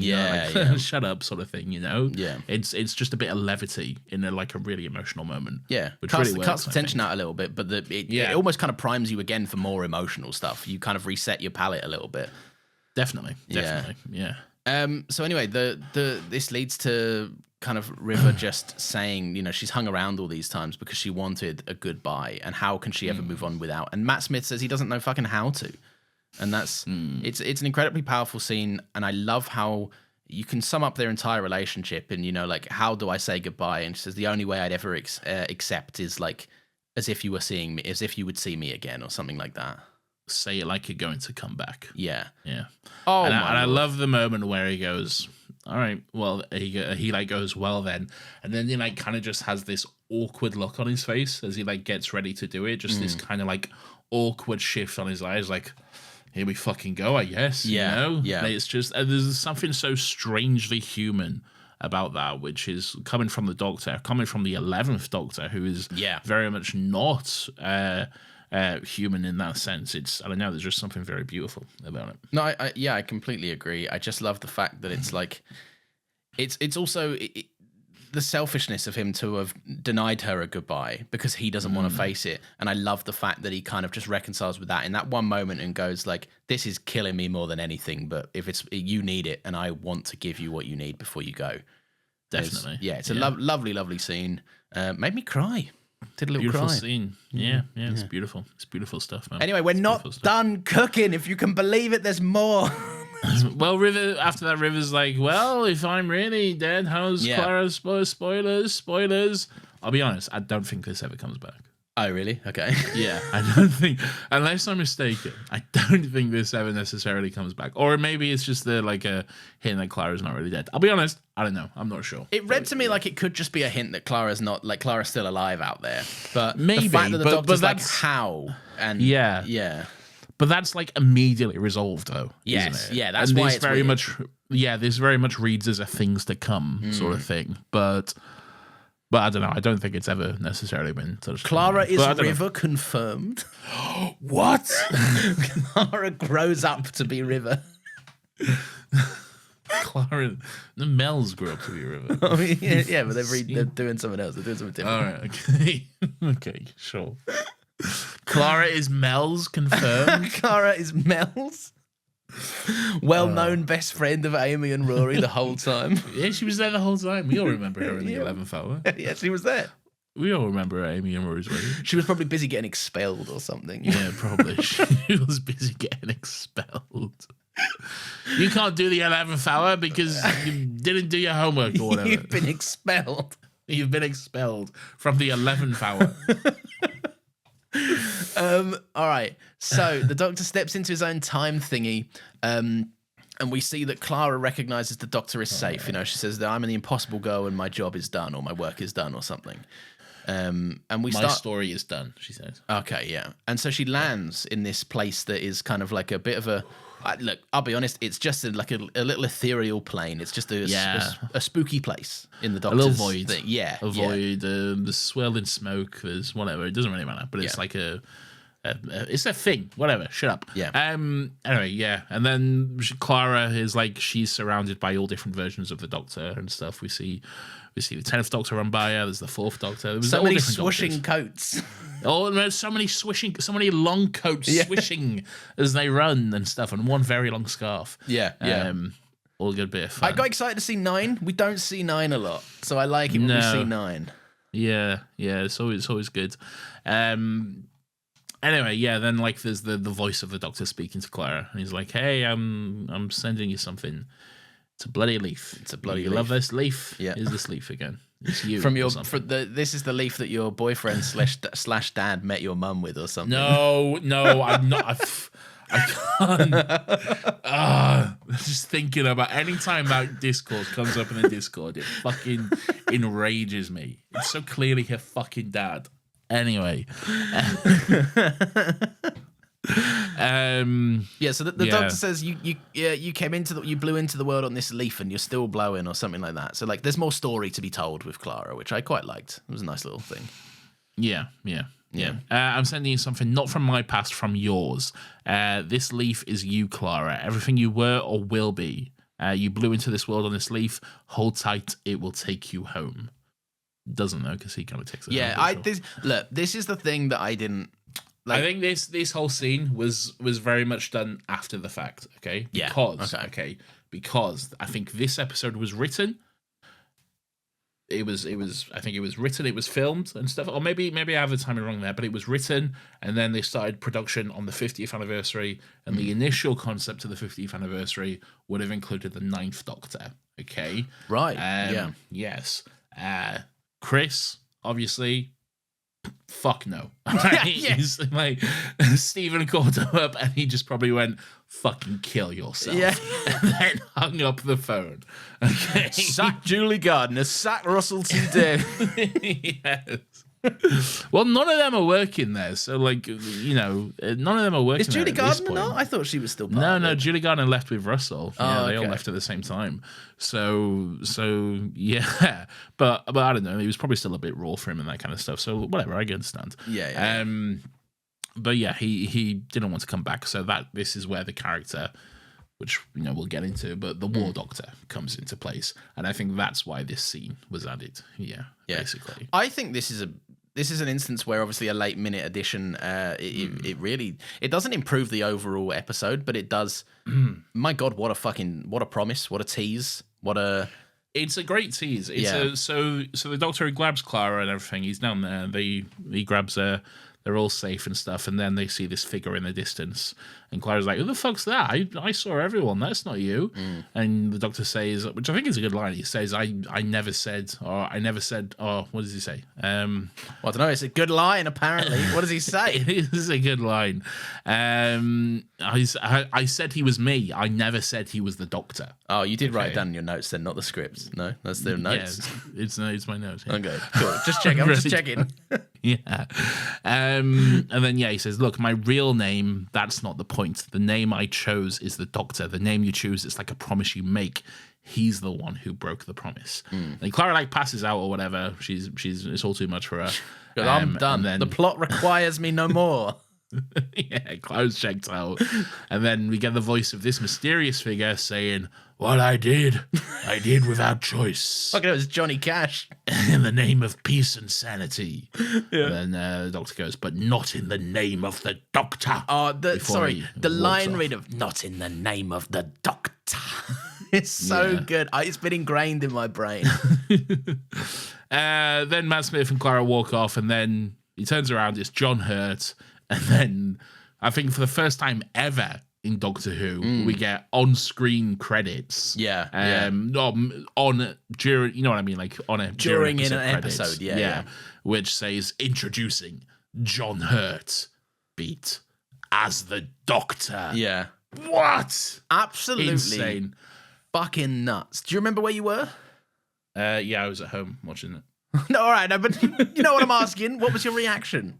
Oh, it blew my mind. I was just like, what the fuck? Although, no, actually, I don't think it did. Because... That's John Hurt, the Doctor. No, because I think it had leaked, actually. No, if I remember really? Correctly. Not in like a fucking... Because they were filming the 50th, I think, before this aired, okay? And John Hurt, he just straight up was talking to the press, like, so I'm playing a version of the Doctor, which is from previous stuff. Because he's an older actor. He doesn't necessarily understand the whole spoiler culture and everything like that. No. So he was just flat out fucking telling them. And I think that kind of like got out and stuff. And so I think I saw that, but like it wasn't confirmed. Everyone's like, oh, I don't know, is it true? Is it not true? Or anything like that. Okay. And then I remember watching this, was like, oh fuck, it's true. But still, I was still like, oh fuck, that's amazing. That's so cool. That's really interesting and stuff. So well, it's completely show ruined, breaking. Like to have it confirmed in the episode with that fucking basically promise of a title card for more exploration and more stories to come. It's a pretty fucking enormous deal. It adds such an interesting dynamic to the show to me, and it also has given me personally one of just the funniest things to think about whenever I get a little sad. Okay. All right. And I'd like to share this now. Please, I'd love that. What was this? Genuinely, this is something I think about so much, and it brings me so much joy. Okay. Okay. This might go on a bit. All right. Yeah, I'm in. I like to think about, I like to think about someone, let's just say some guy who wants to work in marketing, okay? And then they get an intern position with the BBC in 2005. They get an intern position working on Doctor Who, okay? Working on Doctor Who, marketing for Doctor Who, and they're like, fuck, yes, this is amazing. This is so good because I've always had one dream. There's one product for Doctor Who that I want to bring out, and it will work so fucking well, okay? Yeah. It's so perfect, but we got to wait. We got to spend a bit of time and we got to get there. So he's working on Doctor Who. He's working for the marketing team for Doctor Who in 2005. They bring out the merch. They bring out toys. They establish the name, the brand of Doctor Who. They're bringing it back to a new generation. Yeah. It's great. It's phenomenal. Chris leaves the show. In comes David Tennant as the 10th Doctor. And this guy, he's even more excited now. He's like, oh, brilliant. We're a step closer to my grand plan, to my master plan. Okay? Yeah. This is amazing news. David Tennant elevates the show to new heights, okay? It gets even more successful. It breaks barriers. It goes international, okay? It's a big hit all around the world. They can bring out new merch. There's more toys to be made, more costumes to sell, you know, fucking posters, everything like this. The brand is getting out there. It's amazing, okay? Yeah. David Tennant announces he's stepping down, and Matt Smith is cast on the role. Again, this guy, we're bristling. We're almost there. This is so exciting. And at this point, branding changed with the show. The logo changes. The series, the look of the show changes. All new packaging on the toys. All new marketing work to be done. New posters. Everything. A whole big push on that sort of stuff. And then we come to the year of the 50th anniversary, okay? How many tie-in products are we going to have? So much stuff from Doctor Who past, from everything, from all this sort of stuff. And then the 12th Doctor is, the Matt Smith announces he's stepping down, okay? Yeah. And the 12th Doctor is coming in. The 12th Doctor has been announced as Peter Capaldi. And this guy... he's like, it's here. My grand plan, I can finally do it. This year, I can finally release a calendar of all 12 Doctors, okay? I can finally do it. I can have one for each and every month. The first Doctor in January, the 12th Doctor in December. This is so amazing. This is what I've wanted to do ever since I wanted to. This is the reason I got into marketing. He makes a draft of it. He starts photoshopping the pictures, and altogether he uses the temporary press photos of Peter Capaldi because they don't know how his Doctor will look yet. Yeah. Just as a mock-up. He's getting ready. And what? Wait, who's John Hurt playing? No. What do you mean? Wait, no, what's the War Doctor? No. What do you fucking mean? So I just love the idea because it's such an obvious choice to have a calendar of Doctor Who with all 12 Doctors as a Doctor each month, but they never got to do it. No, that calendar could exist, but it would be excluding either fucking John Hurt or Peter Capaldi, depending on which way it goes. So it's not necessarily it wouldn't be correct. The perfect version of it, would it? Exactly. You'd always know. If you create it, you'd always know I had to make a compromise there. It's so funny to me that just as the 12th Doctor is coming into place and they were finally at a point where they could do this, then this storyline comes into place, which is, it's fucking hilarious to me. That's so good. And that's something that I like to think about quite a lot. Because if I'm ever having a bad day, I just know it's nowhere near as bad as that guy's as that poor guy's day. Whenever he found that news out, you know? It's really funny.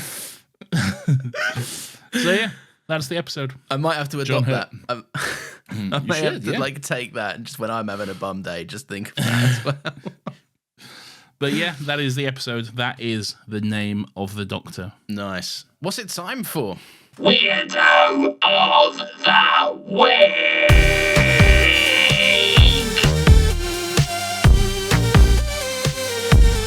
Doctor Who. Doctor Who. Weirdo. This is everyone's favourite section of the show where we get to take a chance to look back and reflect on some of the weird and wonderful and grubby little characters who come across our screens each and every week. Lawrence, who, pray tell, is your weirdo for this week? The kids that Clara is babysitting or nannying or whatever. Both of them. All right. For that one scene they appear in? Well, it's more like what is implied to be the case off scene. All right, go on then. But I'm counting it. Right, Clara's there, right? She gets a mixing bowl out. She gets a wooden spoon out. She's talking to the kids. She's going to make some soufflés. It's a whisk, not a wooden spoon. Oh, is it a whisk? Okay. Well, I'm sorry, the cooking utensil was different. Does that wreck your whole plan? No, it was entirely whisk-based. Okay. So Clara's getting out her accoutrements, right? She's going to make a soufflé. She's going to make the kids a soufflé, right? a job that will probably take her some time and involve some dedication on her part, because baking is a little commitment. You can't just whap something in the oven and fuck off. That's a dangerous thing to do. So then, what I quite enjoy is the fact that Clara goes, she gets some post. She goes, all right, be upstairs. Right? Clara goes upstairs. Now, what we see is obviously the phone call and all of this stuff. When Clara wakes up, the doctor makes a point of saying, I was not going to take the kids to the cinema. I was said, we're waiting until Clara gets up and we're going to ask Clara what she thinks we should do. So this leads me to believe that, that the kids at some point, while Clara was making souffles, have gone up, seen that she has passed out on the floor and gone, yeah, she's probably just sleeping. Probably just sleeping. Let's go to the fucking cinema. she's in mid souffle baking. She's gone upstairs, passed out on the fucking floor, and they've gone, nothing wrong there. I reckon that's fine. All right, fair enough. So they're my weirdos. I think that's not good behaviour from them. I know, but they're not good kids. I mean, yeah, that's true. Yeah, they're bad actors and bad kids. Yeah. So that makes them bad kids because they're bad actors. Yeah. That's how that works. Yeah. More weird behaviour from them. Who's your weirdo? My weirdo is is anyone who does not like Clara because fuck you, she's lovely and I will fight you. That's what I wrote. I mean, fair. It's a very fair weirdo, I think. Yeah. Yeah, and I don't think I need to explain any more than that. You know? No, I don't think so. And with that, I will say, Nathan, it is time for the audience to have their say. What? Yeah, I know, right? Check in for this, right? If you're new, you can write into the emails, the Twitter, and the Discord and let us know your thoughts on the episode. We're mainly just looking at Discord, but if we get some emails, we'll read them out. Let us know your thoughts on the episode, and we get to read out some of them. Starting with Pearl Goblin, aka Nat, says, so I have a real issue with how 11 is characterized in 7B with his emotional attachments to Clara and River. After losing Amy and Rory, the way the show is written is that the Doctor never thinks of, mentions, or sees River. He gets obsessed with Clara and the Impossible Girl mystery, which is all well and good, but if you're going to do that, don't bring back River for one episode and expect us to believe he's still as emotionally connected to her. He can love both of them, but the show doesn't do a good job of showing it. I also think this episode is just one big stepping stone to lead us to Day of the Doctor. It exists to tell us why Clara is the Impossible Girl and who the War Doctor is, but the rest of the plot is very, very mid. Disagree. Boom, boom, boom, boom, boom. All right, so oh no, he's going to break this down for you. No, I'm not. The whole episode does not exist to tell us who the War Doctor is, okay? Because that's just like a little 2-minute thing at the end. Yeah, that's true. That's 30 seconds, not even 2 minutes. Like literally just a little tacked on bit at the end. Yeah. I don't think the War Doctor necessarily existed whilst this episode was being written and probably filmed. I don't know that for certain. Yeah, but I think that might be the case. In terms of it exists to tell us why Clara is the Impossible Girl, you're not wholly wrong, but I mean that's just the wrap up to a arc. Like that's a thing in TV shows. You know? I don't think the episode solely exists to that. I think it's part of the episode, but I don't think it's the whole reason. And I disagree in the fact that like you can't have the Doctor care for both River and Clara, because why can't you? I think Matt Smith plays it wonderfully, where you do really get a sense like that scene with the Doctor and River is so beautiful and such an amazing performance. And I think the reason the Doctor and Clara stuff that comes later works is because it comes later. It's not necessarily in that phase of the relationship between the two of them yet. So I think that's why it works, really. Yeah, I think as well, just to add on to that, I think there is an element of Clara, the Doctor getting so ingrained into the mystery. We see in that Christmas episode, it's quite literally the reason the Doctor starts being the Doctor again. Because something piques his interest and he goes, finally, a distraction from having lost my wife and my best friends.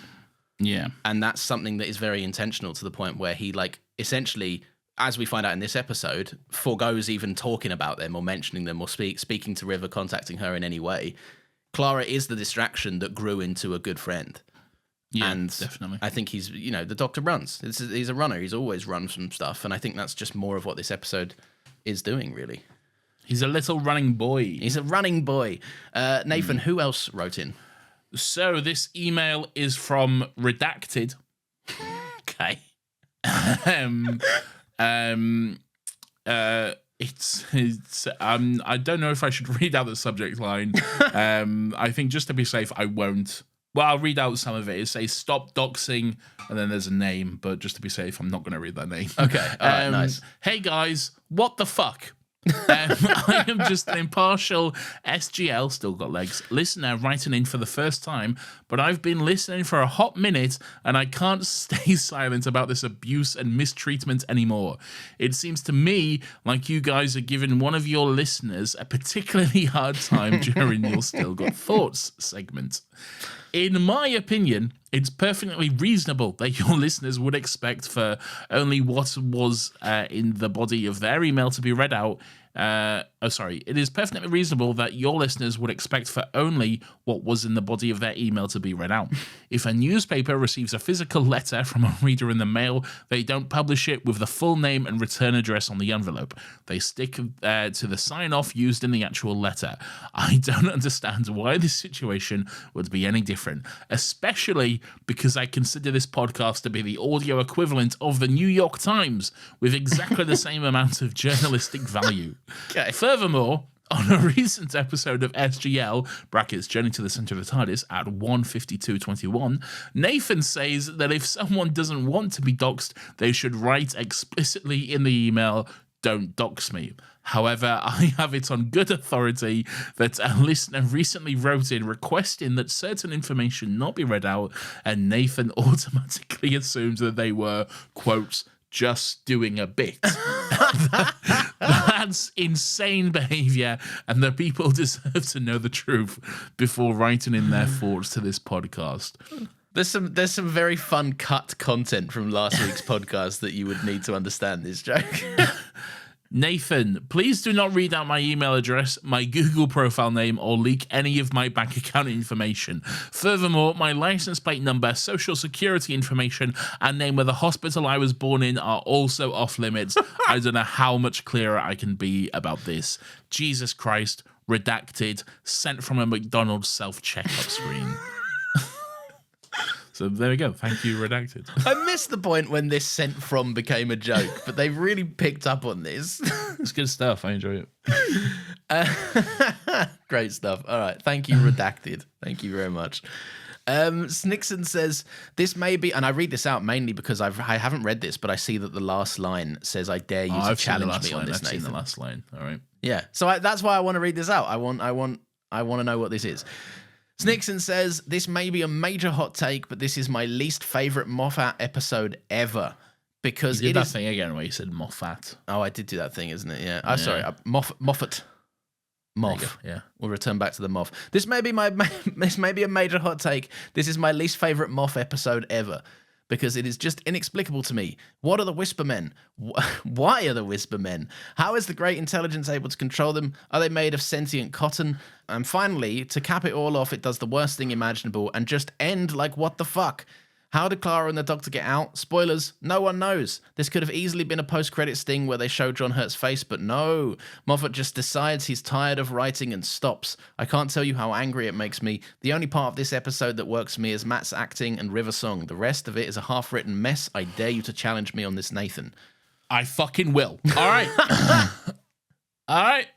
You fucking ask for it. The Whispermen are the Great Intelligence. Yeah. Okay? Yeah. They're not controlled. They are the Great Intelligence. It's how the Great Intelligence takes physical form. Richard E. Grant ripped off his face and just became another Whisperman. Oh, no, another Whisperman just became him. They're one in the same. They are just a physical manifestation of the Whispermen. Yeah. They're called the Whispermen because people in Victorian London misinterpreted what they were. They don't know shit about the Great Intelligence. They saw men and they heard whispering. So they went, oh, Whispermen. There you go. Also, cool. Is there a thing like the Whispermen are just an echo chamber for one man's fucking mind and it's like a hive situation? Maybe. I don't know. I don't really care. How did the Clara and the Doctor get out? Doesn't fucking matter. Just not important. Yeah. It's just so not important. That's just complete fucking details that are just not necessary, okay? Yeah. Because fucking what really is realistically would have happened, Doctor, I don't know, pulled out a sonic screwdriver, Vastra does a thing, boop, zap, they're out. Yeah. Is Would that you rather adding see anything? a lame answer or just have it be ambiguous? Yeah. Is that adding anything to the episode? Why add that on when we've already got like a quite intriguing ending? It just distracts from the thing at all, and that's not how you write a story, okay? What else was there? The only part of those. No, that's fine. That's it. I've addressed all the points. Okay. Yeah, I would also say, like, this is that logic. I understand it's a bit deeper than that because it's all like the whole. They set it up as a threat and then they just leave, and that's fine. But we've said so many times throughout the episode, this doesn't fucking matter. This is not what the episode's point is. No, it's true. It's not, and I will say, if you would have said that there is several points in the episode where they say like, Clara, don't go in there, it'll rip you into 1,000 pieces, and everyone's like, don't do that, and then he just doesn't. I think that's fair enough. That's a fair enough criticism because they do say that, and even the Doctor's like, no, don't, that'll fucking kill you, and Clara's like, oh, this is killing me, but then she's just fine. All right, I think that is fair enough. That's a fair criticism of it. Okay, but he didn't, so fuck you, L. With the leaving as well, I think it comes back to like, hey, when do characters in sitcoms go for a piss or eat dinner? Exactly. Who cares? It's just detail. It just does not matter. Yeah. Like, who cares, you know? You weren't expecting our rebuttal to this to be like, fuck you, you're right, but it doesn't matter. It's not right. No. Okay, just to lock that in. Yeah. Anyway, I have an email here from Lewis. Yeah. Or now I'm conscious because of that other email they got. So here I have an email from someone who does not give their name in the actual body of the email. Okay, nice. Hello, lads. For the past 2 months and a bit, I'll say Lewis, that's fine. Hello, lads. For the past 2 months and a bit, I think I've been listening to your podcast every day, from Rose to Nightmare in Silver, which I'm currently finishing as I write this. You guys have been a laugh to listen to and have got me through the arduous, boring days at work. Also, I agree with Nathan, brackets, sorry, Lawrence. The beautiful blue, crisp 10 suit is way better than the brown, but let's all agree that 14's is better than both suits. Winky face. Ooh, interesting. Suit talk to come. Suit talk to come. Also, that ugly 9 and 10 interior is ugly. And in my personal opinion, the Capaldi interior is the best to ever exist. There we go. All right. Well, look, we haven't got to the Capaldi era, so I can't technically rebuttal that. But calling it flat out ugly, no, I don't think so. It is. It is right. It is flat out ugly. I think it's nice. You're wrong. Quick thoughts on Tenotida, which I believe is the name of the Doctor. Yep. I personally think it's a missed opportunity, not only for River and Eleven for their last story together, but also a massively missed opportunity for Richard E. Grant. Ooh, disagree. Okay. As an A-list actor, I personally think he should have played the War Doctor. Don't disagree. Instead of the Great Intelligence. I do love John Hurt as the War Doctor, and I always will. What a brilliant actor, and that reveal at the end was amazing and had 15-year-old me screaming. I was so hyped to see where it goes, and it did not disappoint. As for the story, it's a bit flat with some interesting elements, and the TARDIS growing over time. The Doctor's final battle being alluded to, and the grave of the Doctor and the Clara story arc being wrapped up, and how we find out why she's got multiple variants. All good stuff, but overall just a flat episode. Sorry for the long one, boys. Keep up the great work. Gonna miss listening every day, but can't wait for the weekly eps. Give me something to look forward to every week now. Sent from my iPhone. Thank you very much for listening that dedicatedly. Is that word? Thank you for being a dedicated listener. There we go. Nathan nailed it. Yeah, no, that's very cool. Look, your opinions are a bit skew-iffy, but that's fine. Listen along for more episodes. I'm sure you'll come around eventually on the TARDIS interior and the suit choice and all of this. Ugly. See you next week, though. A return. The blue suit? Oh, the console. No, the console. The console, the TARDIS. Yeah. Well, we sort of see it. Yeah, it's a little bit dark. Yeah. Spoiler. Shrouded in mystery. Shrouded in mystery. The mystery being it is not the same set. The mystery being it is the Doctor Who experience. Leah, brackets CEO of the Crimson Horror, writes on Discord, Okay. I have one question, and while it does contain things from far, far in the future in the show, quite frankly, I don't care. Every Clara versus every Susan Twist. Who wins? Oh, Clara, easily. Yeah, Clara's Susan Twist is a decadent. frail old lady. Yeah. Right? Clara's a beautiful woman in her prime. She just beat the shit out of her. Clara would absolutely beat the shit out of her. She's got that like bartending tray, just fucking wallop them over. Like, well, one of them does. Well, yeah, one, but get behind her, you're safe. All of them. Yeah, all of them get behind that one. All right, there we go. Any other emails, or do you want to choose a random Discord message? No more emails. I'll choose a random Discord message. Nice. Sorry, this is from R.W. Vasquez. I have to be honest, Lawrence has a much better 100th episode than Nathan did. Yeah. I remember watching this episode for the first time, really thinking they were going to reveal the Doctor's name, and then at the end, Matt Smith says, "Not in the name of the Doctor." I lost my mind and patiently, quotation marks, waited for the 50th. It was a long old wait after this, yeah. Was it really? It was like March, I think. March to November. So. Oh, no. Yeah. Yeah, that's rough. That's rough. That is very rough, yeah. Yeah. Cool. And the last one, Kate comes in on the Discord and says, "So glad to see the back of this piece of shit season." Fucking, that's harsh.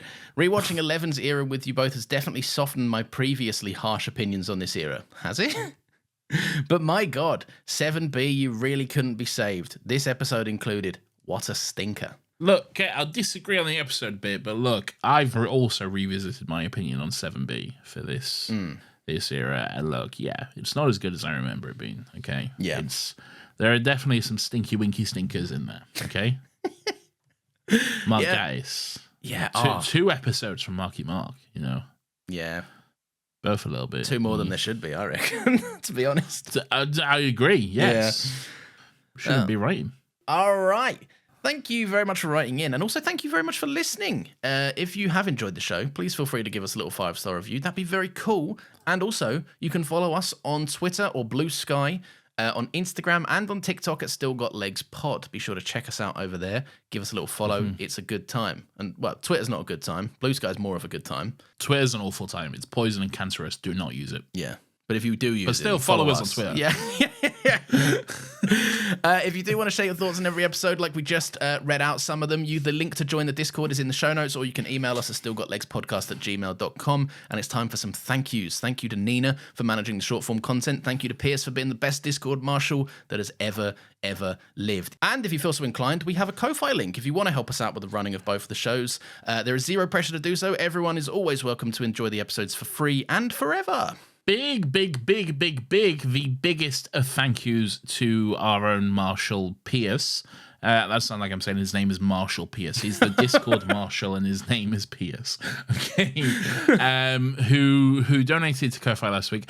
You may remember last week we said no one donate £100 because that's fucking ridiculous, and we will have to refund you. Yeah, Pierce, being the insane cunt that he is, donated £100. And we tried, okay? Like, let the record show we fucking tried to give it back to him. We did. Okay? We did everything in our power.